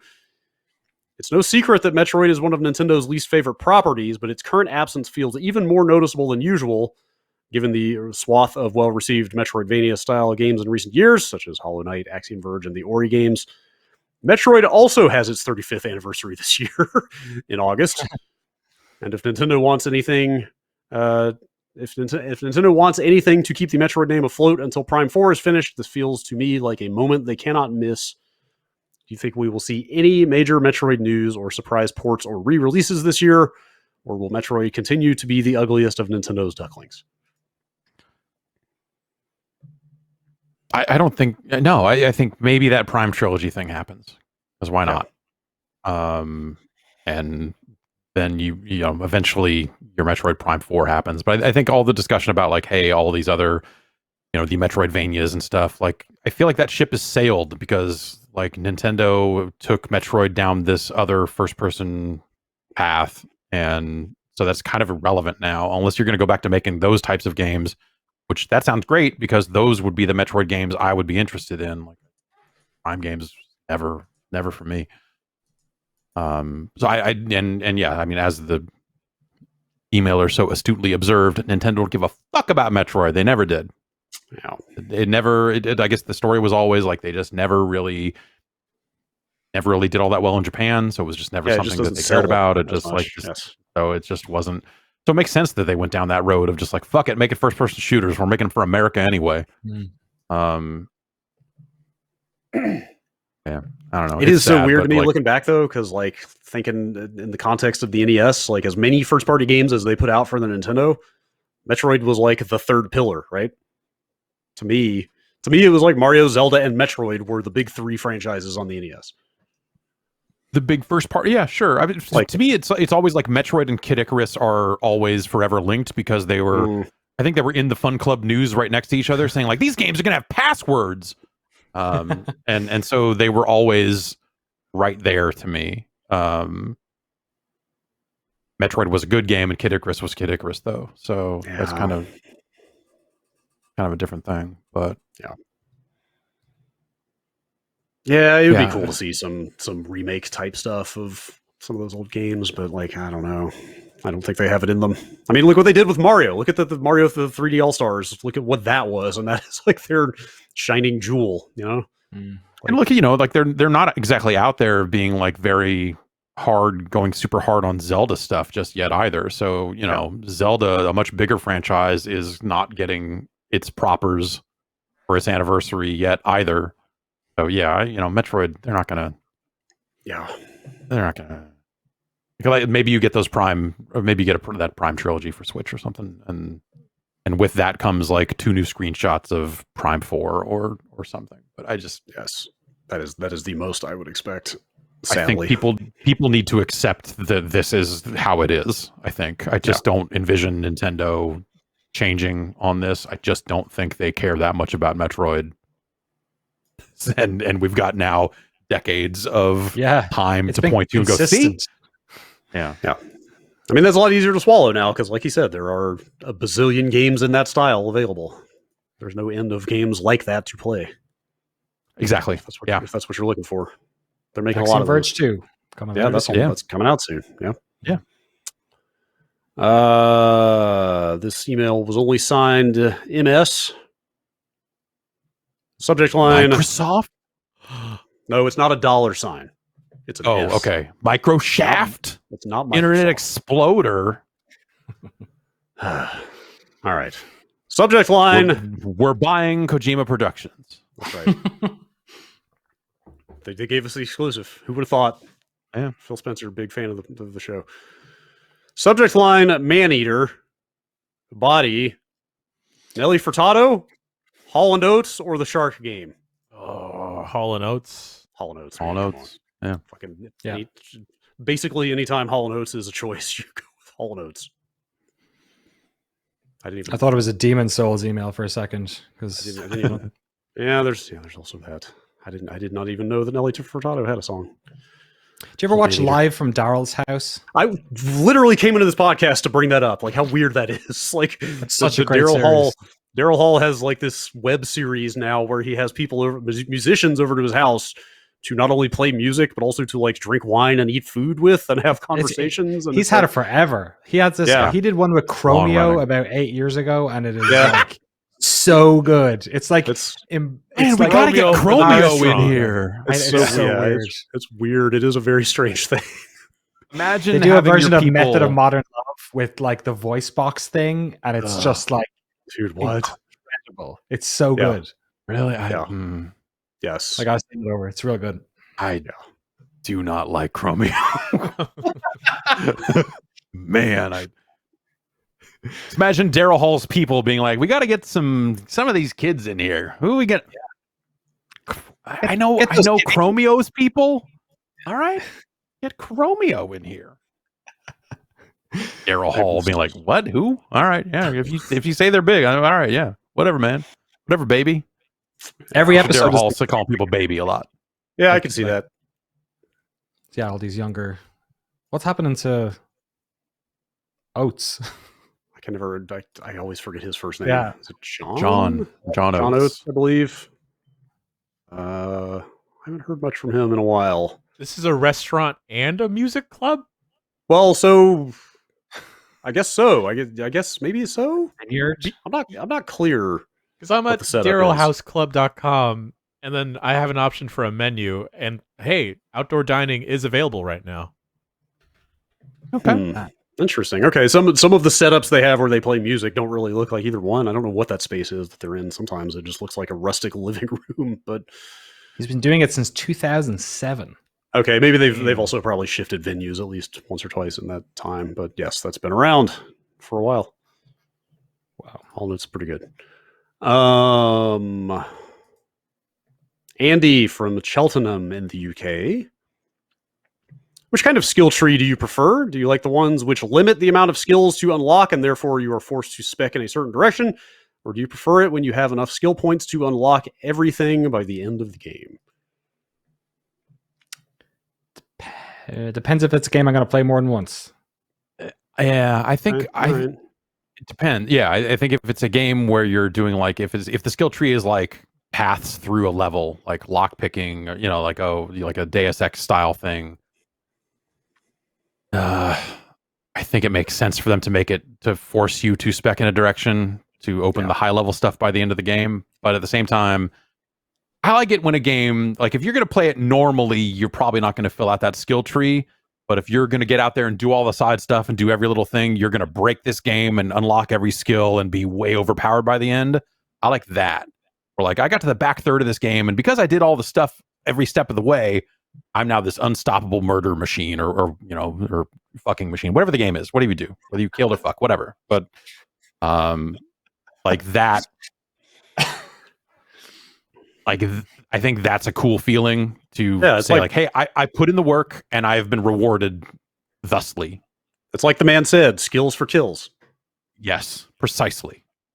I think it's more important that the upgrades are. I think Ghost of Tsushima has like broken me now because like every upgrade you got in that seemed to be like a cool new thing to do. It wasn't just this sort of like, oh, your power goes up by 1 or you've extra. There's a lot to unlock in that game. Like, man, So all the much. stances and stealth abilities and like all the instant kill stuff, and there's a lot going on in there. That was cool because then by the end of the game, it wasn't like they were trying to get you to pick a certain way of playing, because the whole point of the game was like whether or not you're a samurai or, this sort of, the honor of like killing silently or killing loud, right? And then giving you that like suite of skills, it also matched the whole feeling of the game, the story of the game, and then also by the end you just felt like an insanely good murderer of people because you just had all of these tools to pull from. But that's obviously. I felt like it was almost like too many. Like I feel like there were paths in that skill tree that I was like, I'm never going to use this. These are items I'm just never going to touch. So smoke bombs. But yeah, right, yeah. But then there's probably someone else who like only ever who would like only ever use that. Yeah, like they all seemed viable. It was just like I kind of honed in on like these are the 5 things that are very effective for me, and they don't include smoke bombs. But yeah. David writes in from Halifax and says, "Man, all the British emails." Yes. Do you think Epic will ever go back to Unreal Tournament? They put out UT4 back in 2014 and slowly added a handful of updates up until 2017. Given the success of Fortnite, it's fair to say that Epic probably shifted their priorities, but I've always wanted them to go back and work on it. Do you think they ever will? At this point, I'd be fine even with a re-release of UT 2004 or something like that, but I'm not holding out hope. It is kind of a bummer to me that they just sort of dropped that thing. Like, it's still alpha, technically, right? Or something? Yeah, like they were trying to come up with a way to monetize mods for that and stuff, where you could kind of sell you could come up with skins and mods and then sell them on their storefront, and they never even really got there. I just, that style of game, as much as I love it, like it there are a lot of those now too, and Yeah, even I if get they it. aren't But UT. but it's UT, man. It's UT. You're right. It's- I mean, It's not yeah. Quake, but it's almost like the next best thing. I mean, like that to me, that's But, like, more look than at anything. Quake Like, Live. Like, it's Well, not I like know, Quake yes. is in Oh, some. right. Well, Yeah, Quake Live is cool. Like Quake Champions, maybe. I'm sorry, Quake. I meant Quake Champions. Okay, You're right. okay. That's yes. Quake Live is pretty slick, but Quake Live was fine, but it's more just like, they've got functionally infinite resources at this point. It's more just like out of respect for their own storied history. I wish they would just finish that thing in some fashion. Just close the book on it. It was really bad timing of Fortnite because they did basically pull that whole studio that was working on the UT thing into Fortnite when that happened, and just never let go. Yeah, and like I was playing it a lot, like that alpha for right from the start, and it was really good, but it never had many people playing it. At least in my experience, looking for servers, right? It was always a bit of a struggle. Never populated. Yeah. It which happened to Quake Live as well. That's why they made it free to play to try and get people in there, right? They had the ad model thing. Yeah, so it's a big shame, but yeah, I just think that style of game doesn't have huge appeal these days. So that's for sure. It needs something else, right? And that's for the hero shooters. That's what they were, right? They were Action Quake and Unreal Tournament and all of these different types of mods for those games. Where you need the character or something. You need something else because and I love those games. Like I have my Unreal Tournament box right beside my Quake box. They're my favorite games ever. But like you play them for an hour and you're like, oh yeah, okay, I'm done. It doesn't have that Overwatch or the come back and play, mastery of a different skill character, that type of thing. It has facing worlds. It did back then, but yeah, you're right. Exactly. Back then it was, like Team Fortress Classic was too, right? There was that type of thing. But we've moved on. If you make a game with the best first person gun in history, which one? What else do you need? It's the rocket launcher. Oh, the rocket launcher. Which you're talking about the Quake rocket launcher? Quake 1 rocket launcher. Quake is a game built entirely around the rocket launcher. Unreal Tournament rocket launcher could fire grenades and do them in a circle and do them. You could launch 5 at a time or 5 grenades. So it was obviously better than the Quake rocket launcher. And the flat cannon is the flat cannon. So smiley face right there on the all fire. Yeah, man. Now, and remember, Epic walked away from that MOBA too, Paragon. Oh, Paragon! Paragon was kind of cool. I kind of liked Paragon. It had some ideas. Like, oh gosh, I don't think the chat has even caught up to the stream yet. But Rujasu in the chat just said some indie company is bringing Paragon back. Is that real? They put all the assets out and said, that's right. Here, have some assets. So maybe someone said, well, fuck it. Why don't we put these assets back into the game that they were built for? That's right. I totally forgot about that. Weird. So I guess that's possible. I'll have to follow up on that. That game was kind of neat. I have a sealed copy of it for PlayStation around here somewhere. All right. Gonna bust it open any day now and give it a look. That's right. See how it runs on the PS5. Yeah. I worked in a store. We had copies of Tabula Rasa still for sale. Like 2. Oh, wow. Ooh, that's rough. The collector's edition. I think we should take these down, guys. Oh, they paid for the end cap. They're going to get it. It's a big box. It's like €100 or something. Yeah. Like Auto Assault was another one of those that like died so quickly that there were still copies on shelves when it all went down. All right. A couple more quick emails. Sorry, I was just waiting to see if anybody else had any more info on that Paragon pickup, but follow up on that later. Steven from Canada. How much do you think Nintendo would charge for Wii Sports if they brought it to the Switch? $60. You think? I mean, it was a pack-in, to be fair. Like, you're probably right. You're almost certainly right, but I think they do both Wii Sports games as a bundle, and that's $60. Okay, that I could see maybe a little. Yes. Okay, that's the way that would justify Wii Sports. Because Resort alone was full price, wasn't it? I think. Yeah. You need it. So it was like you had to buy the whole you had to buy the whole Motion Plus deal to play that, right? So that was another kind of a pack-in situation, but both of those together I could see. can the Switch Joy-Cons do all that stuff? Like even the new, Pretty sure. Yeah, I'm pretty Maybe sure. not with the fidelity. I'm not sure actually, but also they have to make a game that can run on Switch Lights, so that's where right. that probably falls Yes. apart. They probably Yes, that don't is- do it at all anymore because of the does Switch that mean Lite. Twilight Princess is not going to be able to, because that has, well, I guess you can just or play that normal. Skyward Sword. This is Sorry, they God, added. Sorry. No, it's fine. They added analog. They added right analog to control the multi-directional slash. Oh, So okay. you can play that with just controls now. Yeah, I consistently forget about the Switch Lite being the reason they can't do motion games anymore. It's the best part about the Switch Lite existing is that they're forced to then make the games playable without motion controls. I don't disagree. It is kind of crazy. Well, I mean, I guess I started to say it's crazy they have not brought back Wii Sports in some form, because remember what like a fucking cultural phenomenon that was? Huge. Like that was just on like every morning show in the country was playing Wii Sports and stuff, you know? And Wii Fit. But like, what do you do with a game called Wii Sports on the Switch, right? Like, does it become Switch Done. Sports? Yeah, Like, Switch Sports. I don't know. Me Sports? I don't know. Quick thing. I Yes. go to a thrift store. Maybe like I stop by every week just to browse at the wares. And in the electronics section for the past 2-3 months, there have been a stack of 7 Wii balance boards in the Wow. electronics section. And then last week when I came in, there was only 6. Whoa. There you go. Someone finally swooped.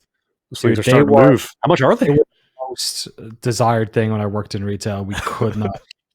Like we were back ordered 2 months for those things. Jesus. They never went on the shelf. They were priced at 6 a piece at wow. at the thrift store. Man, I would, Get a time Pretty machine. cheap. It's pretty cheap. I don't- Make a killer. They got any Wii's in there? No Wii's in there. Ah, bummer. Those are going to be worth more than that in 10 years' time. Probably. Hmm. Jeff, you don't have enough crap in your garage already, right? It's true, and I also don't have a balance board. I had one for a while, but don't have it anymore. Well, if you need 6, I know a place I can. Does it have all Yeah. the feet on it? Because I think I have I have one of the feet from one here. Yeah, there's a lot of space when they stack the balance boards in between, Okay. so probably got feet. I feel so bad for the poor person that probably bought that thinking it was like a bathroom scale, not thinking where are the numbers. Oh man, that's a. It just talks, right? I stand on it and it says, All sales are final. Great, Abby. Like, does it like a fucking Spencer's gift scale? What if, I want maybe somebody bought it for like a monitor riser for their work at home setup or something. Okay, that's not bad. That'd work. That'd work. Yeah, you can do it. All right, last email from Jeff in Boise, Idaho. Last week, you talked about a Bruce Willis track in your eventual Video Games 101 course, which led to Apocalypse, which led to Tony Hawk, and then somehow Hudson Hawk. Thought I would complete the chain by giving you the following actual fact. Tony Hawk's street skating son Riley's full name is Hudson Riley Hawk. He was born a year and a half after the movie Hudson Hawk, so the senior Hawk has no excuse. If you had to name a child after a movie or movie character, what legacy would you saddle them with? Movie or movie character? Beetlejuice. Sure. Nacho Libre. Axel Okay. Foley. Okay. All right. Sure. Well, is it just Axel, or is the full name Foley the middle name, or are you just going with Axel because there's I'm going with Axel Foley. The full. Yeah. okay. Just remove any doubt that it's Axel Rose or Axel from Final Fight or Yeah. Yeah. Okay. Mrs. Doubtfire. Ooh, All right. I like Pretty good too. Okay. That seems way too coincidental to be coincidence, but who knows? Yeah. Well, that movie, I feel like all the discussion around it was how terrible it was. Yeah, like in my mind, Hudson Hawk was like the bomb of the decade when it came out. It's like Ishtar and Hudson Hawk. Right yes, there. Ishtar and Hudson Hawk were like the two infamous terrible movies that bombed. Yes, absolutely. So I don't know. Corbin Dallas in the chat is a good suggestion. It's not bad. I could get behind that. Ishtar game, wasn't there? That It's sounds Way of the right. Stones or something. It's not. It's a different. Is that a different thing? That might not be based on the movie. I'm not sure. But yes, there is. A series of role playing games. Yeah, they were all. Yeah. Yeah. All right, too 1991. many good suggestions from the chat. We have to get out of here. Doubtfire O'Dwyer was like a That's actually a that second- rolls off the. That's pretty good. That's like that is another episode title contender. Quite frankly, that's Oh, pretty man. good. That's pretty didn't think good. But I don't think anything is going to top 50 Cent Blood on the Sand Jr. So we should probably call him in to the emails All right. here. Bombcast@giantbomb.com. ESPN 8, the Ocho. Okay. Damn. That's good. A lot of good suggestions here. Thanks to everybody who wrote in. And thanks to everybody for listening. That's going to do it for the show this week. Danny, thank you as always for being here. You My pleasure.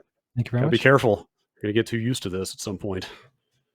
I'm thinking of quitting games journalism and just kind of becoming a Viking full time. Okay. It's working out pretty good for me so far. Just need to The money figure is. out mosquitoes. Yeah, Maybe there's a lot of you- money in burial grounds. Can I have to call in from the high seas at some point? Or Minnesota. I don't know. Yes. Noclip.video, youtube.com/noclipvideo. No Got clip that into right? Google will hit us eventually. That's right. What's going on? We're going to stream some more Valheim tomorrow. Mm-hmm. I feel like we agreed that it's Valheim, and then I've said Valheim every other time since then. But Wow. that's how it goes. Warsaw. Yes, Warsaw.